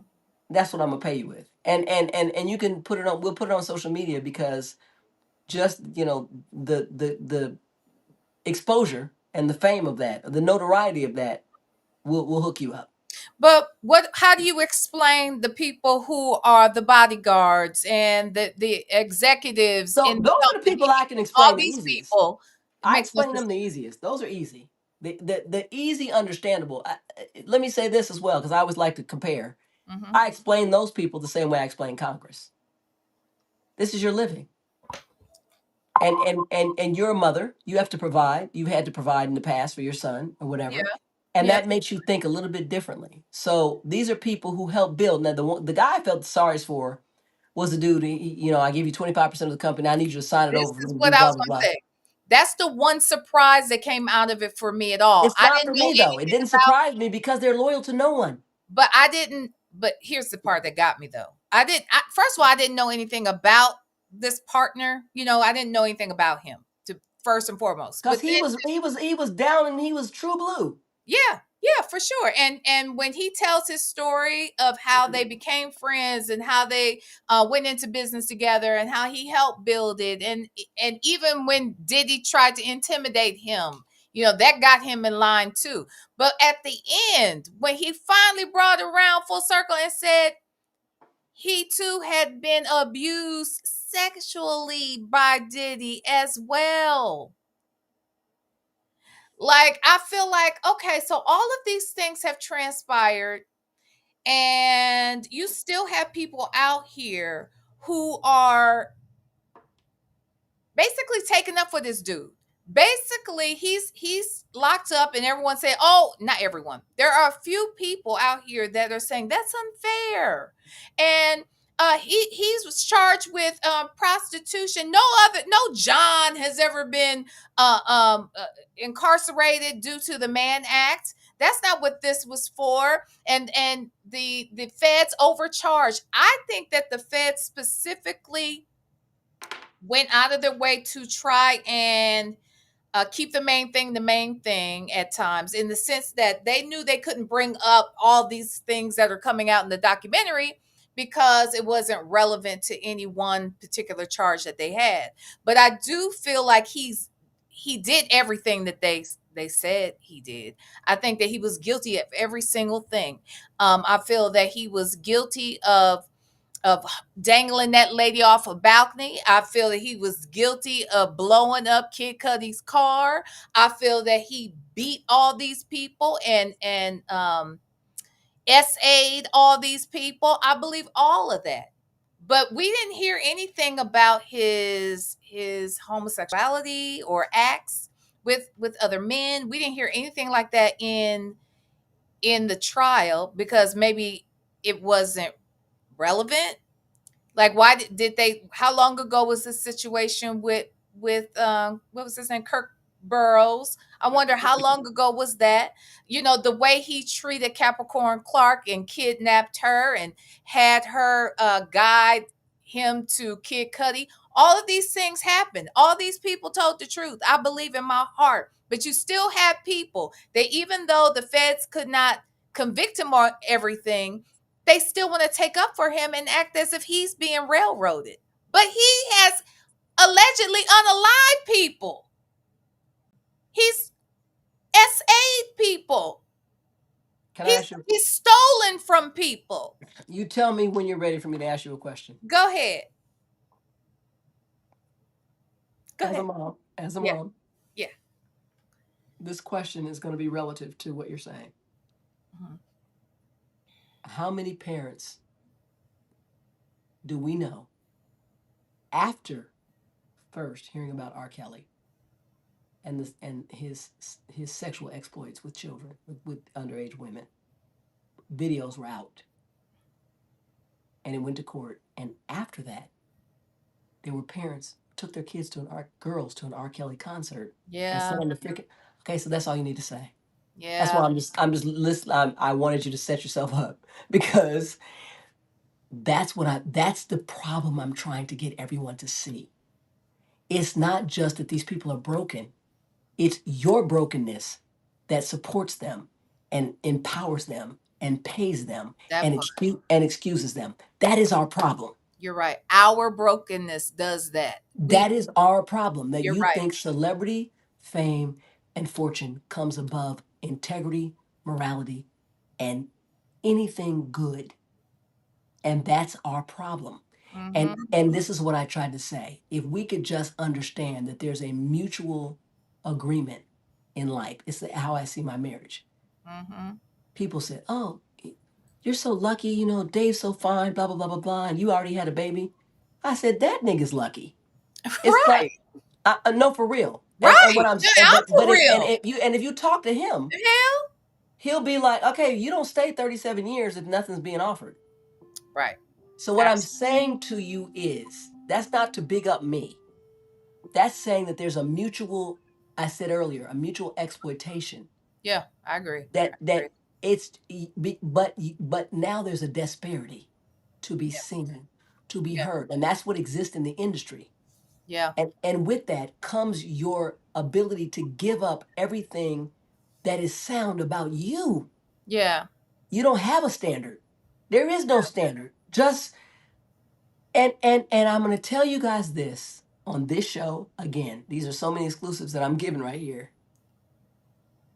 I don't know anyone who has met that objective of the biggest of the best that is happy. Now you take that, and I'm telling you from my mouth to your faces, to your ears, for the perpetuity of all time on this show. Because that at the end of the day, what happens, and I want you to think about this. What happens? And let's take it to the average human. What happens when every food you dream of is on your table, Right. and you've eaten Here as for much of granted. it and you've eaten as much of each dish as you can, and you know that you can have that anytime that you want, anything you dream of. Yeah. First, in the beginning, you're going to overeat and you're going to be sick. Yeah. Then you're going to do it again because you're going to can't believe that you can even have access to everything you want. Yeah. Then you're going to look for things that you can't have, and that is why pedophilia exists, because Mm. it's untouchable, and I can have anything I want. I go to a show and people throwing their panties at me. Mm. Artists. I got itches and shows all up and down. And so my father, I had him on, and you should look this up, the Marla and Dave show. I had him on after the Tiger Woods issue, and my dad said, With all the "Yeah." women. Yes, my dad said, "Well, the average person, average man already has temptation. When you're an athlete, that wave is like 100 times greater. So how can you resist it?" And I said, "Then why did you get married?" I, in other words, Yeah. why play the game? And so Yeah. what he's really saying is, let me tell you how dope it is for me. I'm the only girl in my family. I've always been hip to game. My dad's like, yeah, it's on an interview. So I'm not even, go look at it. It's on the Marla Day show. He said, I learned. I said, what did you learn, Dad? When you have it around with these women, blah, blah, blah, blah, blah, you just put money on the nightstand. And Mm. technically, when they try to say anything different, you paid them. I said, what? So I'm his boy with a V. Oh So God. he's talking to me about this stuff, and I remember all the things when I was growing up. And Mm-hmm. I'm like, okay. So my point is, Mm-hmm. that is my point. My point is the Diddies, the A-listers, Mm-hmm. Mm-hmm. who it's not even interesting anymore. I can get all the drugs I want, not interesting anymore. I can get all the sex I want, not interesting anymore. What's interesting is to get something unattainable. And Mm-hmm. what's interesting is to get something so new that it has no requirements of you. Because when I'm 14, 15, 16, I'm definitely enamored. Priscilla Presley. Hello. Let's not even go there. Yes. I know I agree with what you're saying. Let me ask you this. What did you think of the trial? Did you follow the trial I as did. okay? So I think they overreached. I would have never charged him with RICO because, as disgusting as it was, Cassie was a participant, an adult participant. So you minimized a lot of the scenarios that you could prove. Um, do you not think that see, here's what I believe. I believe that there were other aspects I feel when like when I can't think of his name. When the first head of the FBI of the Southern District of New York, Damon, the black man who brought the cases forward. And then all of a sudden he wasn't there, he wasn't in place anymore when it was time for this to actually to come to pass. I wonder if there were things that they knew that they still did not include in in the cases against him. Where well, I believe that there's things they made a point to tell us that the house was full of 250 plus cameras and microphones throughout. Why would that be? There must be something he's got, which told me he's got information on people that people right. don't even know he has. And that was his insurance to be able to continue to do all the F-ish that he was out here doing, if you ask me. And so I believe the FBI is fully aware of those things, many of those things. Well, I And they think just that couldn't bring yeah, those all of that stuff to I think that power and court. influence rules, and at the end of the day, there is a caste system that exists in this country, and there's hierarchy. And I'm telling you that if you follow this stuff to the top, Right. And that's another thing I'm gonna say here. That's my warning to black fame. Mm-hmm. You let them lull you into thinking that you're one of them, and at any Uh-huh. moment they will throw you under the bus to Shout out keep to you from Michael getting to the Jackson. top. Mm-hmm. Because at the end of the day, Mm-hmm. I'm not gonna get myself in trouble, but at the end of the day, people who are involved, if you bring them down, we bring down the whole actual music industry. Fact. They were Absolutely. they were funding it, they were part of it, Absolutely. They but were they're protecting him not you. for So years. who are we gonna pick? Who is it that we're gonna allow to go down? And the problem is you're so stupid that and you're so narcissistic and you're so that's that narcissism that you stop being smart. So that's another thing I saw about the Diddy thing. In the Yeah. beginning, he was clean, he was straight laced, he was all that. Then you became a drug addict. So anything that about Well, your was he clean? They're accusing him of unaliving Tupac and Biggie. He wasn't clean. they also And that no no was no the I'm talking beginning. about in the beginning. His best friend said he never drank, he didn't do drugs in the beginning, but then later he was a drug head. Yes, he All was. right, so that's my point. So that my point is you think you can be them. They can do all this stuff and survive. They can do all this stuff and go off the grid and then still come back and get daddy's money. That ain't you. Well, And so, they think that they can be safe because or that they can do what they do because they've been protected by these very same people. You correct. see what I'm saying? So I agree with what you're saying. The people that were protecting him were fully aware of all the ish he was doing, including some of them unalivings allegedly, and the abuse of drugs and the abuse of women. They said there were people who spoke of being in the same room in huge parties where big name white executives were present, and he had slapped the shit out of Cassie and beat her or whatever, and they watched, they just turned their head and went on about their business and Yeah, continued to party. correct. Somebody said, what is the use of all that baby oil? Are you a teenager? Are you 7? Do we know, can we say one little word with 4 letters called lube? Yeah, but he had lube too, because you're not supposed to be using no baby oil But unless they that. well, He wanted so the bodies glistening. because that's not just it. Because lube in conjunction with baby oil, Mm-hmm. lube will dry up. Lube at the end of the day, lube finishes tacky. Yeah. Okay. Hello. Oil does not. Okay. Now the other thing is now So did I say too much? I no, don't no, you're that's not. not that no that's never happened to me. But it but during the let's say this during the The trial. marriage bed will not be defiled. Okay? Yeah, hey, I ain't got no problem with it. Yeah. Look, I ain't got no problem with nothing going on in y'all's bedroom. Okay, I'm just saying. No, but look, during the trial, they asked about, about the, well, I shouldn't say they asked, but I thought it had been debunked during the trial that there was anything in those bottles of baby oil. But Lil Rod says in that part 4 that GHB was, in there, that it was laced. And I know many of us believe that. We heard that because why on earth would you have 1,000 bottles? I mean, ain't that much. I mean, come on now. I see 100, but Hey damn. y'all, can I say this to ladies? Huh? I need to say this right now to your audience and whoever Go will see ahead. this Go going ahead. forward. Women, girlfriends, ladies of the VLenore family.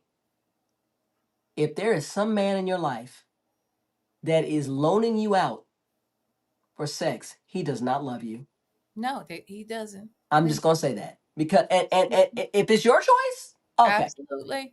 But for somebody who's like, come on over here and get on that. What? And I say that all the time because it's in a man's nature to protect and provide. That's a fact. And that alone, I was like, you sit there and watch this man for 3 years Well, if bang you her down, and you guys are drinking his sperm. What? Not 3 years. That one guy was for almost a decade. Who the The one gigolo dude? escort that was in there, he's one of the escorts that actually testified during the trial, and then Yes, another one, the Punisher. But the one that was in the documentary, he had something going on with them for almost 10 years. I He thought it was said 3. 3 years. No, he said 3 years in was when Diddy started joining in, because Oh, at right, right, right, first right, right, right, right, right, right, he right, was right. just watching. But after that, he would join in. They go back and forth kind of thing.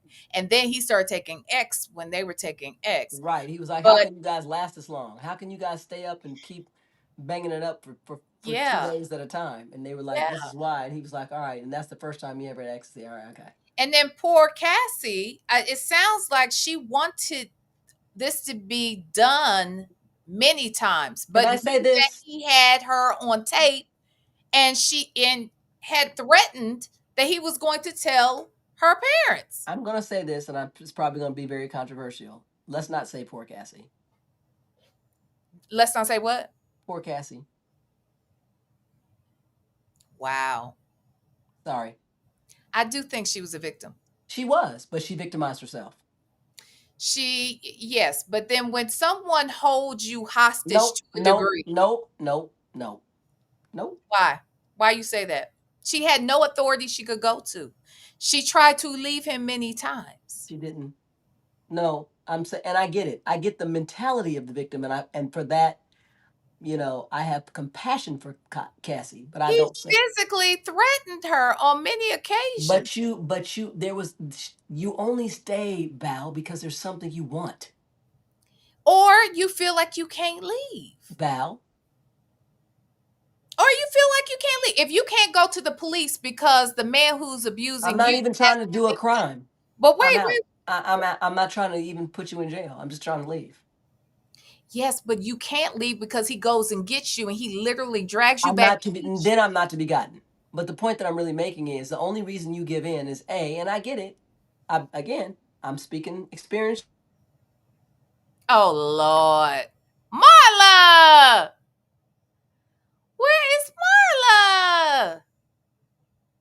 Native, if you're in the cloud, see, this is why we have to do our long form All content. right. So Native. We lost you again, Marla. Yeah, I'm back. Okay. David is calling me. He needs to talk to me. He just finished his little show. Oh, okay. Not his Yeah, little. that is not right. I'm gonna take that That back. was rude. That was. What the hell, Marla? This man is out here slaving Slaving. So I can sit here on YouTube and talk to me. Right. and say some stuff. And what am I doing? I'm belittling his efforts. You really are.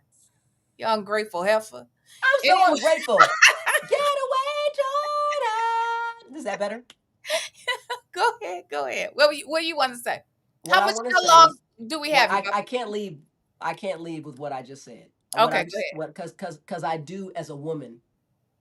And what I'm really trying to get everybody to understand is we have got to stop working against our own interest. That's it. And in reality, we have to be fair. I Not agree. that any crime. So that's like me saying, "Oh, I went outside in short shorts today at pickleball." Where you won the medal. I got it. Yeah, but on one of the matches, I had to play 6 matches. On one of the matches, the guy says to my partner, "Come on, man, let her hit the ball. She's beautiful. I mean, this is real conversation on a freaking court during a game." I mean, I'm good with it if you don't want her to hit the ball, if you just keep taking all of her balls, because I'll just stand there and look at her all day. And he was like, "Come on, bro. Like, let's play the game." My partner. But the point that I'm making is that that's an issue. And that's what I'm really trying to get us to understand. You with the Cassie thing and with everything else. Mm-hmm. There is there's something you wanted more than the consequence of the treatment you were receiving. That's a fact. But you're And assuming. and there's a lot of us, whether it be love, it doesn't even have to be money. You don't even have to make it that trite. Whether you want to believe somebody who beat your ass last week, and that's like mental illness. That's a consequence of a problem that you must fix to save yourself. That's all I'm saying. And I in agree. reality, and that's all. And other than that, and outside of that, any aggression or behavior that is criminal against you should have to pay the price. So so I'm not trying to absolve Diddy, but I'm trying to No, I empower. hear what you're saying. I As think I'm that she empowering the Cassie thing, and I'm empowering women to understand that it is never worth your soul. It's not worth your soul. And I'm gonna say these words, ladies who think that you want to chase the bag, it is unsatisfying to screw a checkbook. absolutely, It's not absolutely, fun. absolutely. I need a pulsing brain Okay. and conversation and flesh that can relate to me and can grow with me to be really satisfied. But Marla, What? I can't let you leave without understanding that it's hard enough for some women to be able or to feel free or to even have the capability to leave a broke ass abuser. This man was hella powerful, not just a rich man. He had police in his back pocket. He had all kinds of videotapes and stuff in his possession. She would leave and he would find her and drag her back and then beat her to a pulp when she was brought back. Like all that stuff that's a different reality than something I've never even ever had to even wrap my mind around experiencing. But that was a reality for her. So while I understand what you're saying, that we have to feel empowered and we have to understand that this was a bad thing from the beginning, he also groomed her. She was 19 when he got involved with her. And then mentally, he had her effed up.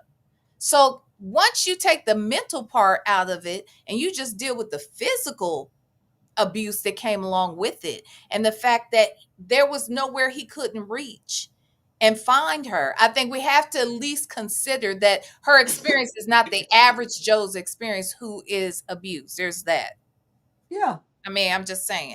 So I don't doubt that what you're saying is true. I think that as women, we have to love I'm saying ourselves I'm enough. listening to you thinking to myself, but ultimately she got there though, right? She sued him. She did all Ultimate, the things. yeah, with the help of her man, her husband. Whatever happened, what I'm saying to you is you're only not willing to consider the healing and the option when there's something that you also stand to gain. I'm just gonna keep it real. But if she didn't have the advocate that she has in the husband she has now, the one that everybody's trying to paint out to be some opportunist, which whatever. I don't So feel she that way can't about, win. huh? So she can't win.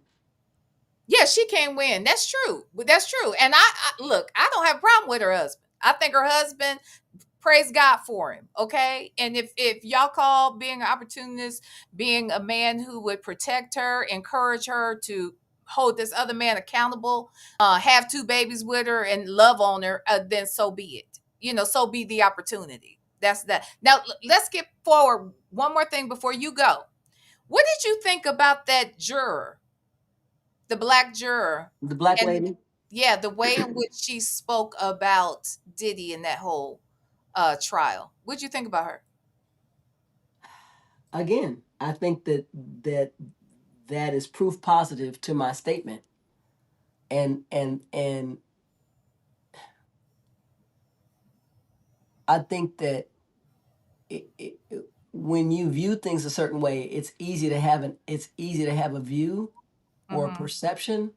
Mm-hmm. And it's sad. That's how I see Mm-hmm. it. I see it as sad. Let me show you this.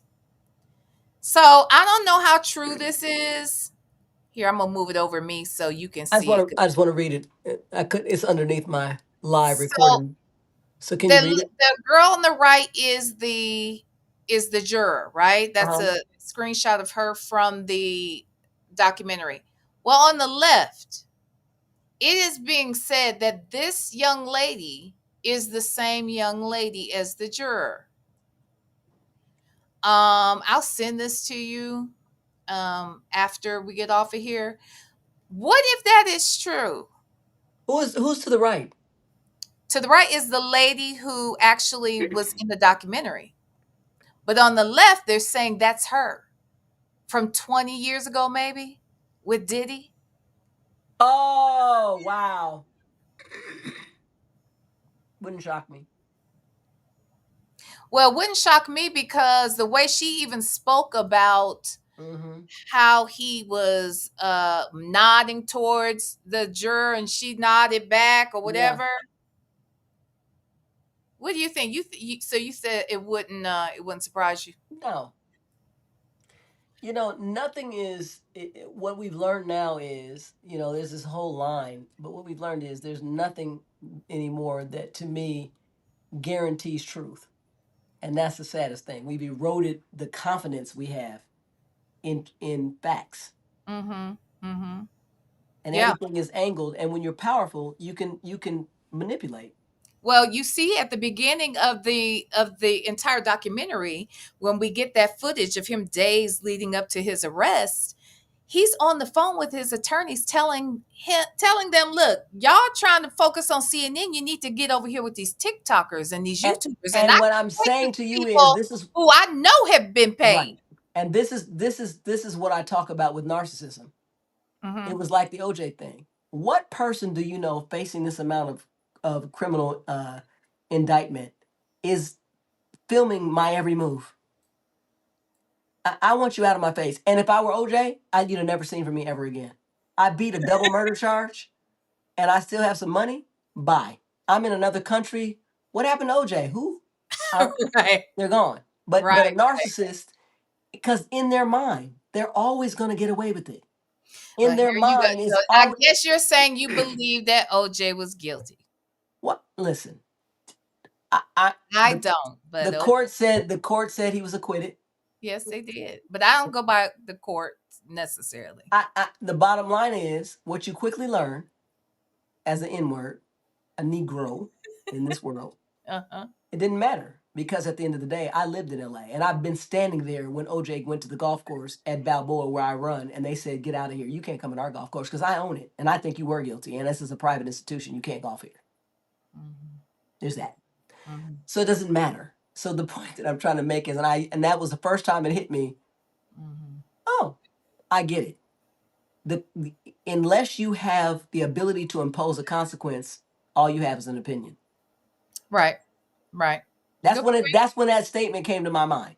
Good Like, oh, point. because I saw that happen, and I was like, no matter what. In other words, he is being acquitted and the charges being dropped didn't change anybody else's mind. So what I'm also saying is, and I look at that with Diddy, I look at it with OJ, I look at it with Trump, I look at it with all these people, and I'm like, if you see this from a particular, and I'm not even mad because the reality is I'm willing to hear both sides. Mm-hmm. Mm-hmm. I get it. I get it. But I think about where I struggle now is where is your ability to put yourself and the people you love in the shoes of those who have been literally abused by the system? Where is that? And where is your fight? Where is your reality? And where is your personal accountability? Not to that person because you don't know them. We don't know Diddy, but we know the people in our lives.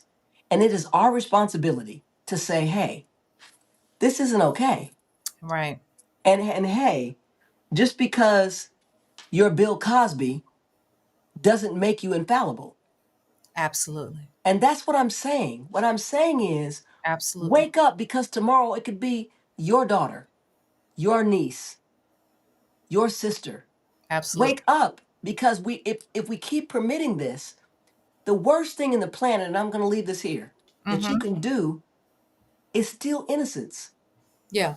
It's the worst thing because, like Virginia Dufresne, the girl from the Epstein thing, your life is effed up forever, Mm-hmm. Mm-hmm. forever. You'll never be okay, Mm-hmm. ever. Mm-hmm. She took her own life, Yeah. and why? Because she understood that power and accountability were not friends, and she was going to continue to be victimized for the rest of her life. Exactly. And Exactly. these are children. Mm-hmm. Mm-hmm. I agree. I agree. Well, Marla, thank you for coming. Tell the people where they can reach you, how they can find you. Listen, you can find me in heaven because I'm not there yet. But I when I don't get know. there, After the way you've been out here I'm gonna have talking. a. In the meantime, while I'm on Earth, you can Okay. catch me at Marla Talks.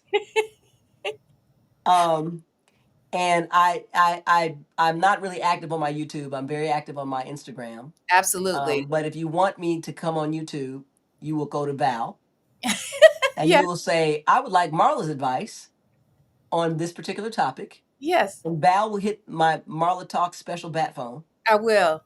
I will do just And that. she will say, girl, they Yes. want to know. And I'll Yeah. say, what? They want to know what? And I'll say, okay, what time do they want to know? Call me, girl. And I'll come on Val's page Yeah. and we will chat. Absolutely. And Now we, it let's may, be clear, and we're not going to say what, but Marla and I are working on something. Okay. I just said we're working. That's all I said. you I'm know, not. the problem is, whatever we're working on, I Yes. can't, I'm not going to be ready to really roll it out until Val can get a tan because I don't, right now, Wow. I'm the blackest person on here. let me tell you something. What? Val I'm the blackest. and my baby grandson, who is actually No, half white. you can't compare me to your baby great. Oh, girl, don't make me put up a split screen picture because I will do it. And they will say, is that his mother? And then my daughter will be like, that's my son. Stop playing. And I'll be like, yeah, but he looks more like Val. How'd that happen? I And then I cannot be. That's not true. You can't say me and the go to my baby grandson. page. Okay, I got a mission for you guys. Go to Marla Talks Instagram. And the You baby will just turned not. 2. Hit the compilation that I put up there. He turned 2 on November the 8th. And tell me if that baby is more melanin resemblance of Val than me. And you just and you just put up a thumbs up or thumbs down on her page. Go check it out Wow. and you post that Wow. at Marla I'm Talks. the blackest person you know, Marla. Girl, I need you to stop using the word black so freely. I can't. You need to stop because I love you and I don't want to have to keep chastising you in front of Oh company. my We lord. have company and I want you to stop with this whole rainbow coalition thing you're doing. I'm not doing this with you. This rainbow coalition thing I'm doing. Ah. Wow. It be your own people. Oh, Be we're your people? own. Oh, we're people? Now we're people? It be your own people. Wait, Very Cherry then went over there and said, "Ooh, that's your baby B."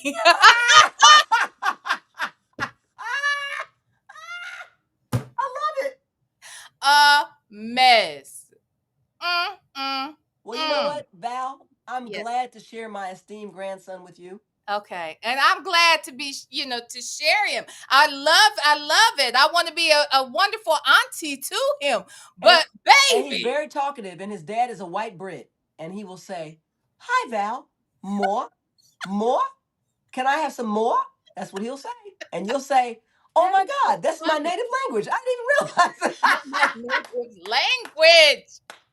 And I keep saying, Guy, you have to talk to Val. I only speak Ebonics. I can't help you. What are you saying? I don't even know. Well, I just think it's funny that he has an English accent, even though they live in America. I understand his dad. Well, here's the thing that's funny. That's true. It's only certain words. It's the O, and Ben will say, his father, I said, Ben, don't come in my house talking, that's ridiculous. And he'll say, what do you want me to say, Marla? Well, he'll say, water, water. And I'm like, that's better. Come in. Wait, Come in. you know what I told Ben when he got serious about my daughter? Uh-huh. I said, Ben, look around. And this is crazy. He went to, unfortunately, my nephew passed away a few years ago in a car accident. And we went to Huntsville for the funeral. And Ben and Lexi were like on the brink of almost getting engaged, but they were dating. Okay. And he went with her, and he was like, he gets down to Huntsville. He never seen black funerals, wakes, bodies exposed, all the things. Okay. And he goes, so I walked. I said, Ben, look around. You are the minority now. So what you are is token. You're a token. Not So token. wait, I Not said repeat. I said repeat after me. I am a white man. He said I'm a white man. I said okay, good. So now we meet, and I said in private circles you will call me massa because that's what I oh, need. shut up. And wait. So we get to David's mother's house. Oh, come in, honey. Let me show you Nana's wall, her family wall. So she has like all the pictures of all the families on the wall. He Uh-huh. walks in, and Nana was like, "So and she's innocent. So David's mother's a sweetheart." She goes, "See, this is my grandson, so and so, and you're not the only one. You're the second one in the family because my nephew's also married to someone who's Caucasian." Okay. And so I said, Mom, he's fine. I've already trained him. He knows. Ben, what are you? He said, I'm a white man. White man. Well, wait. The nephew Nana that said, oh, Marla, you are so bad. And I said, no, that's not over. Ben, when we're in private, what are you supposed to call me? Oh my God. He said, Massa. I said, okay. And she said, okay, you are out of control. I said, You hazing this man. I said I did being this your family.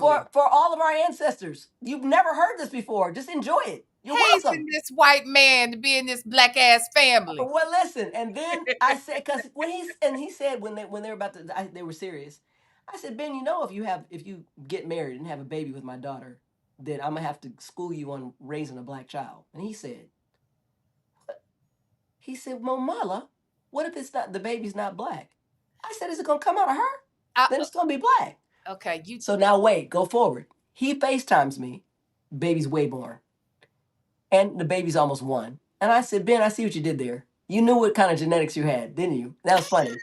I said, so what you knew was that you were going to make my life impossible because my friends joked me. Literally, we took the baby with us to the barber shop, and David's barber in LA was like, stop playing. That is not your grandson. Y'all stole this baby. Take it back. So, right? So I said, you knew what you were doing. You knew. And he was like, I said, now you made my life impossible. What am I supposed to say to the people at the park? Oh my God. He said, look, you think it's impossible for you. What about his mother?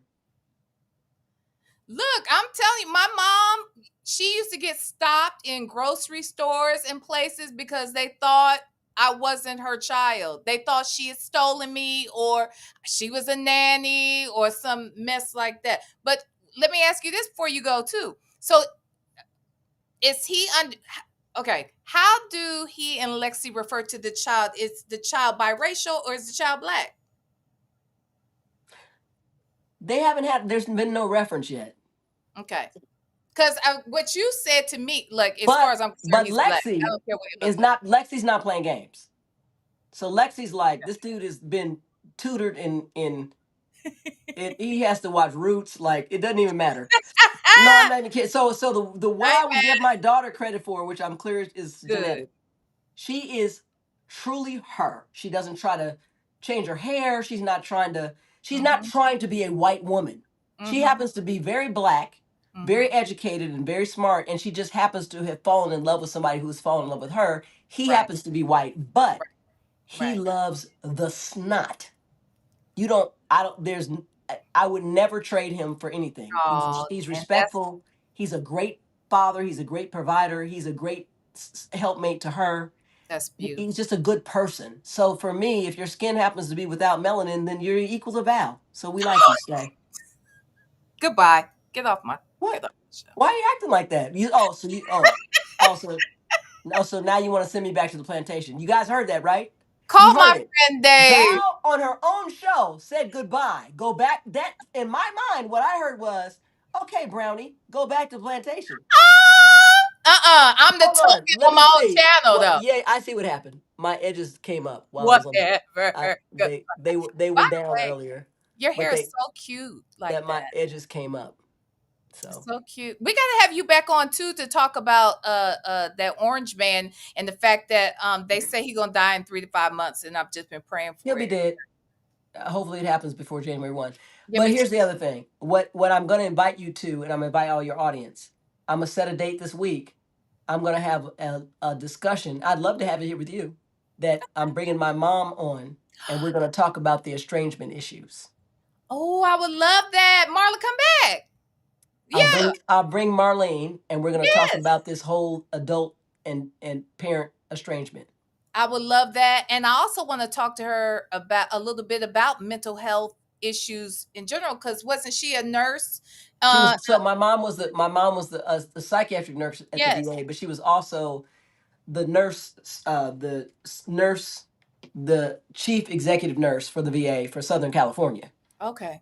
So she's pretty I would love to talk. advanced out there, yeah. And So she's so pretty too. well, yeah. I'm gonna tell her though, Mom, we're gonna talk to my friend. She's gonna tell you she's black, but she's not.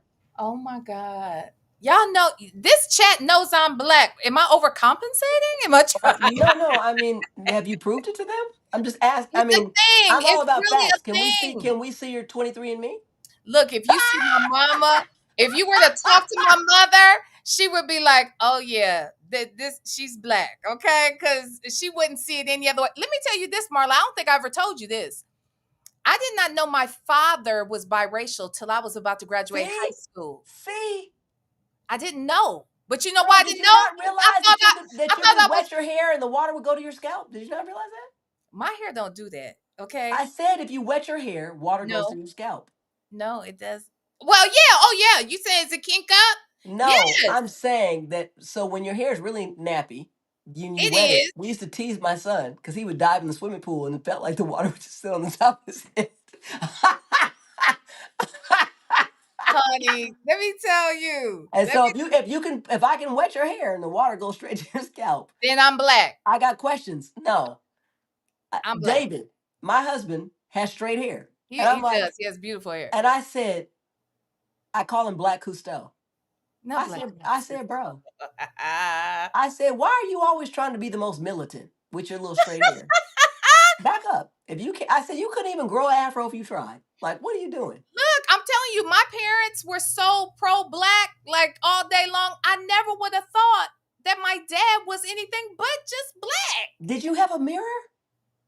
It didn't matter. I had people of all colors on both sides of the family, so I was just like, this nigga just happened to be light, Val, and I'm a product of him. Val, I respect you, but you I should have didn't started. know. Val, you should have asked questions at least 6. You should have at least started checking at 6. The rest of us, we didn't need to keep asking, but you should have been saying, It meant nothing Mommy, to me. this It should meant have been nothing. you at 6. Mommy, look, I got an A on my drawing. Am I white? You should have started asking in first Am grade. I white? At the best, at first grade, Everything, you should have started. everything comes back to, am I white? Mommy, That's what look at my question. friend Susie. Are we sisters? That's what you should have said. No, I knew I was black. I was telling people, look, even as a baby, when I got baby dolls, I had some white ones, some black ones. I knew the black one was me. Oh my God, Val. I met you back in the day, bruh.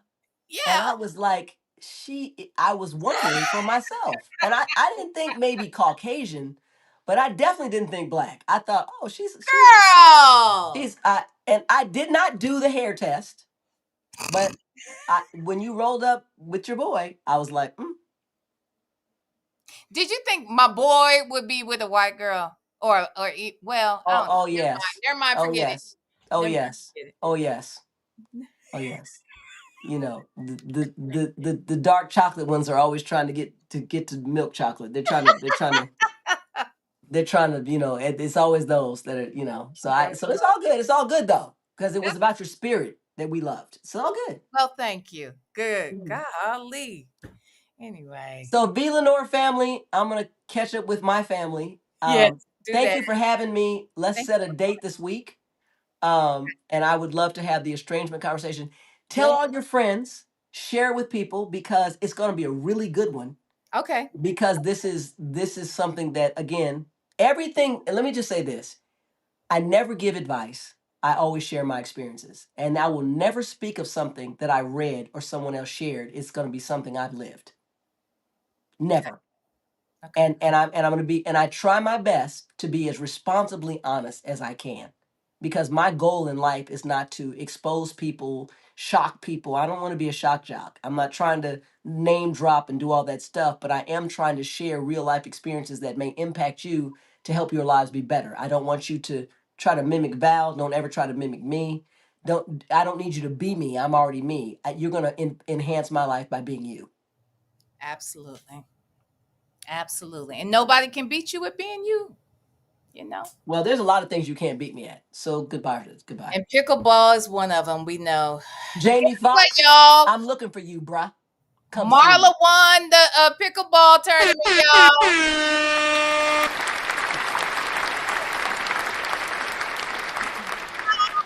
A mess. Bye. Love you guys. I love you. Bye. Bye-bye. She's so crazy, y'all. All right. So thank you guys for joining me today. And Marla will be back with her mommy. What did you say? The woman he chose? Leave me alone. She can't help that she's white skinned, not even light skinned. She's still our black sister friend. Forget you, the woman he chose. Oh, guys. All right. Let's see who else is in here. What'd you say? Just let her go, cousin. What you talking about? Oh, let her go. Mm-hmm. Y'all, so Marla will be back. Please check her out on Instagram. Did she say she's Marla Talks even on Instagram? Let me just double check that just so I am sure. Y'all, let me ask you this before we get out of here. Do y'all think this person, hold on, what did I do with it? Hold on.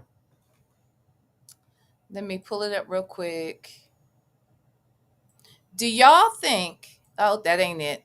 Oh, that ain't it, y'all. Oh, I'm in the wrong screen. Hold on. Let me go back. I was here, right? All right. Here. Do y'all think, what y'all think about this? Now, Native, I saw that you were in the chat. Native was going to do a deep dive. Native, do you think that this is that lady? Now, she looks very similar to the juror on the right. The lady on the left does look a lot like the lady on the right. Now, apparently, the lady on the left is a writer. I want to say her first name is Winter. And Winter is allegedly a writer out of New York. Queen Black said similarities. I don't know. Say said, look at the lips and the ears. Now, Native and I talked right before this live, and he said he was going to, do a little bit of research here. Native, where are you? Native, do I need to send you a link to hear your findings? Okay. What was the deal? Huh? What was the deal? Hey, Leo Lady. Leo Lady said, they look alike. Are they twins? That was the other thing I said. Are they twins? Bell Towers, my home said, but that's all I see. What do you see? I'm sorry. Hold on. Oh, wait, here we go. You said the incident, the indent in her top lip. You said the indent in her top lip and the thickness on the bottom is identical. I did say I wondered if they were twins, but even if they're twins, isn't that still a problem? Possibly. You know what I mean? Let's say it's not her. Wait a minute. What y'all say? Beauty's her name. Hold on. Move this up a bit. Beauty is her name said dental records are highly regarded. I see the same underbite. How y'all see an underbite, child? She does appear to have an underbite. The lady on the left for sure. I just found that the lady seemed very giddy, talking about being in that courtroom, watching Diddy's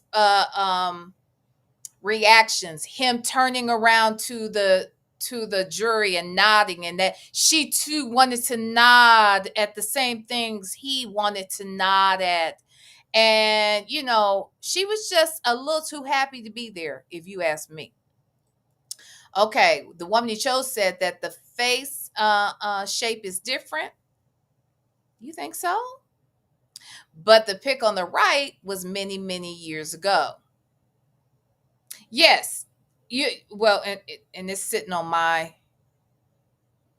left to her. But you're saying the picture with Diddy. Now, this is what Native was saying. Native said, okay, Native said still looking though. What'd you say right before that? I must have missed what you said right before that. He said he's still looking. He was gonna do his little Native research. Native said, I haven't seen anything that shows me that's the same person. So Native feels like this picture on the left, he feels like it's photoshopped. He was saying because of her shoulder up against his. I said, well, because at first Native said, well, why wouldn't her shoulder be in front of his or whatever? I said, it is in front of his. Then Nathan said, yeah, but look at her sleeve. Look how it's buckled. I said, yeah, because it's pressed up. She could have her sleeves pushed up and she's leaned into him. His whole chest area and jacket is going to be, firmly pressed and laying a different way because it's a jacket. It's a tuxedo jacket versus whatever the hell she got on. He also said, well, look at what she's wearing versus what he's wearing. I'm like, sir, that I don't think this is a photoshopped picture. Okay. But some people have been saying on social media that it's not her, that they're different people. They look like the same person to me. But that's just me. Wait, is there more episodes? I don't remember her. She is there's 4 episodes. And I want to say she was at least mentioned in 1, if not 2 of the episodes. I can't remember if she was across 2 episodes or not. She might not have been, but whenever they talked about the court proceedings, she and another juror are interviewed, and you see how she's smiling and everything. You can tell she's the holdout on much of this shit. The holdout. Nada said, I don't sound like that. Yeah, you do. You do. You sound just like that. You do. Worst Native tribe impression ever. I heard what you said, and that's how you sounded when you said it. You said, and that's what you sound like. I was there. You didn't hear you. I heard you. Beautiful Truth Talk said, I like her, V. Please. Talking about Marla. Marla's very likable. Marla is very smart, kind, funny. She's really is outspoken, and she doesn't, pull back punches. She's been on here many times, actually. She's been on here a lot. So she will definitely be back. She will be back, it sounds like, next week. So I'm with it. She and her mom. Let's see what else. Carla Thomas, you put a 1 in the chat. Is it was this what's the 1 for, babe? The woman in the show said the juror was a whole entire fan. Exactly, which would not surprise me if this is really her on the left. Oh, here's the other thing Native said. I don't know. It looks Photoshop. Look how she's sitting. Look how her arm is. Look at her jacket. They don't even appear to be looking in the same direction. I said, just because he's got a fucked up eye, that don't mean they ain't looking in the same direction. You used to niggas over here with fucked up eyes. Well, I mean, why all of a sudden is this a thing? You gonna say that this? I just ain't going for it. I just ain't. I'm just not going for it.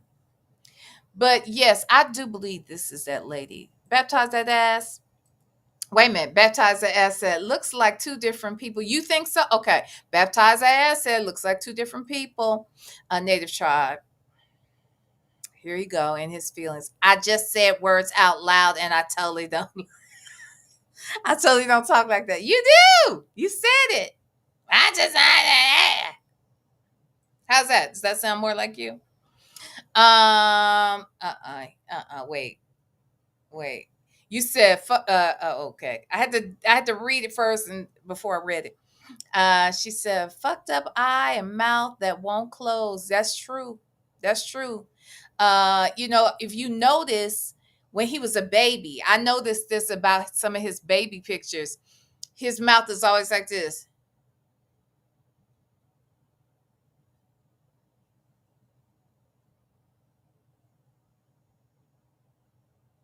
It always looks like that. I ain't like it. I ain't like it. And see, his mother should have taught him back then to shut his mouth. I bet he drooled like mad up until he was about 4, till he learned how to swallow. I bet you he stayed with a drool down his damn chin and all over the front of his shirt. I bet he couldn't go nowhere without a bib on until he got to kindergarten. That's what I just believe. But she never showed him how to close his mouth. Obviously. You see what I'm saying? The woman he shows says, just like his daddy from the pictures I've seen. I saw pictures when he was with his father, and there's one, he's not even smiling. He's just like that. I can't even do it. It's like how his mouth looks all the time. I ain't like it. I ain't like it.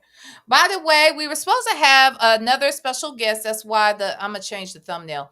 But Z Banga, I don't know if you guys are familiar with his channel. I didn't know until today that he has 2 channels. He follows a lot of the Krishan Rock content. And I thought I'd spoken to him leading up to the start of the live. I know that he said he did have something going on, because I needed to delay it a little bit. And then when I reached out to him, he was like, okay, no problem, because he had something else going on too. He did try to log on with us right before we came on, and then he had to, he got kicked back out. So I don't know what happened, but shout out to Z Banga, because I know that he was trying to come. Unfortunately, he didn't make it, and hopefully he'll come.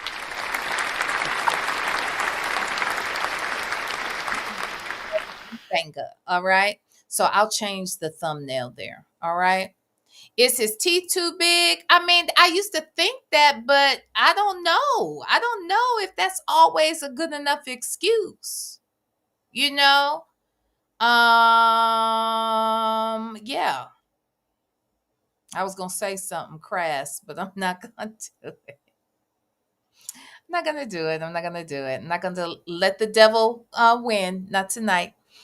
All right, you guys. Well, I'm going to call it quits for tonight. I want to thank everybody who came out and joined us tonight for this lovely conversation about Diddy and his raggedy ass. I do hope, though, if this lady is actually the same person, which it might not be, if it is, I really do hope that means we might get another trial, and that this man can really be held accountable for some stuff. Hey, here's the other thing, and I didn't get to ask Marla what she thinks about this.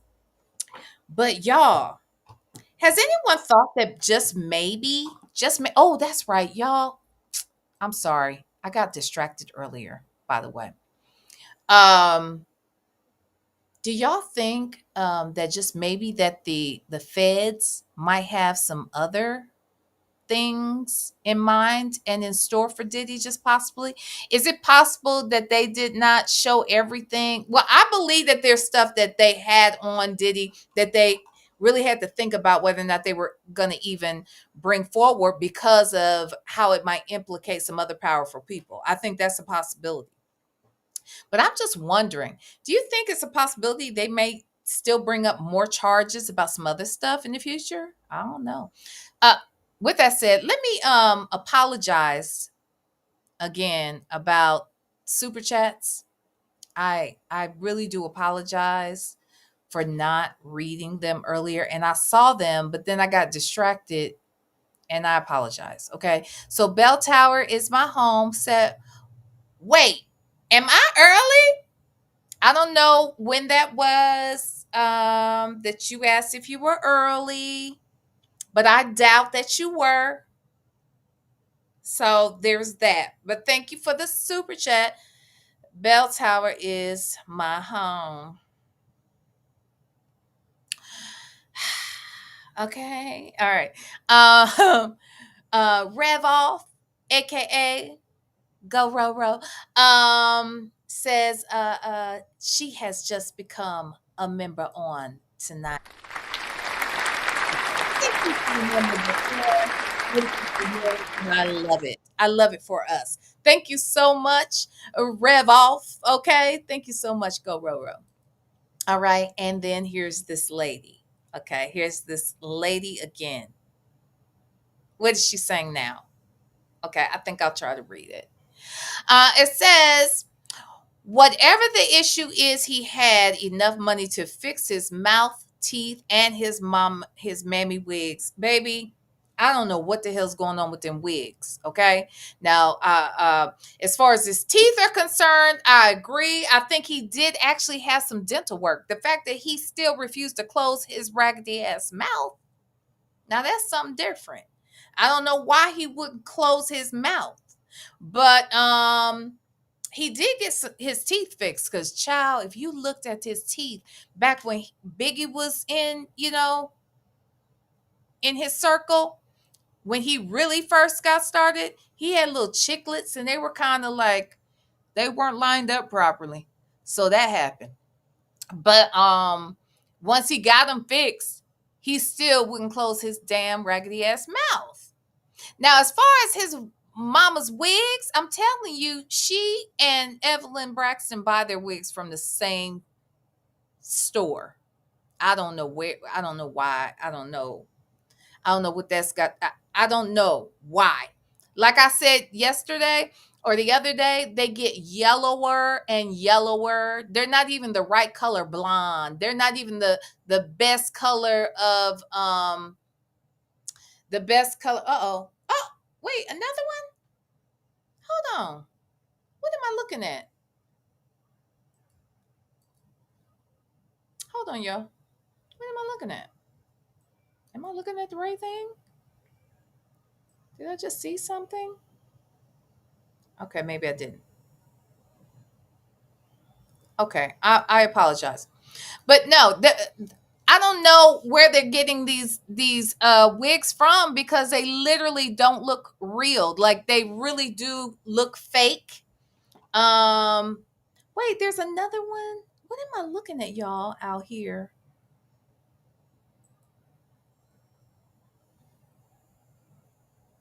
on my screen? This is so weird. I don't know. Anywho, sorry about that, y'all. But thank you. Bell Tower is my home. And thank you for behaving. And I didn't even have to send you to the Bell Tower.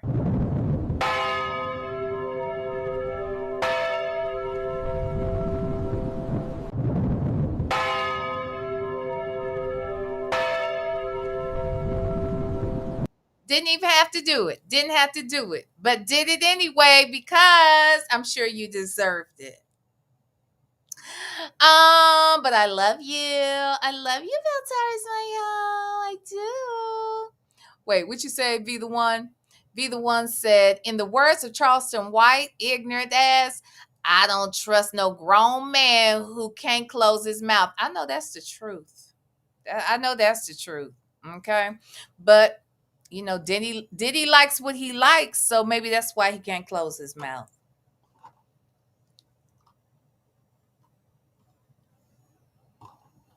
Just saying. I'm just saying. Okay, you guys. So, anywho, let me get out of here. I need to really eat.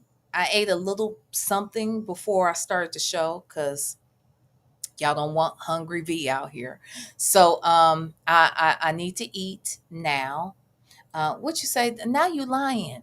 Now Bell Tower's my home. Now why you lying? That I mean, come on. Come on. Why lie?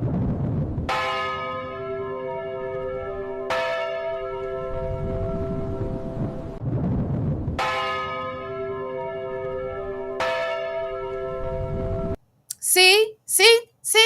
I knew you deserved it. I knew you deserved it. I knew you was gonna come out here and lie and all sorts of things. So anywho, thank you everybody for being here. Thank you to my good friend Marla Thomas for joining us on tonight. She is always insightful and funny and just a hoot.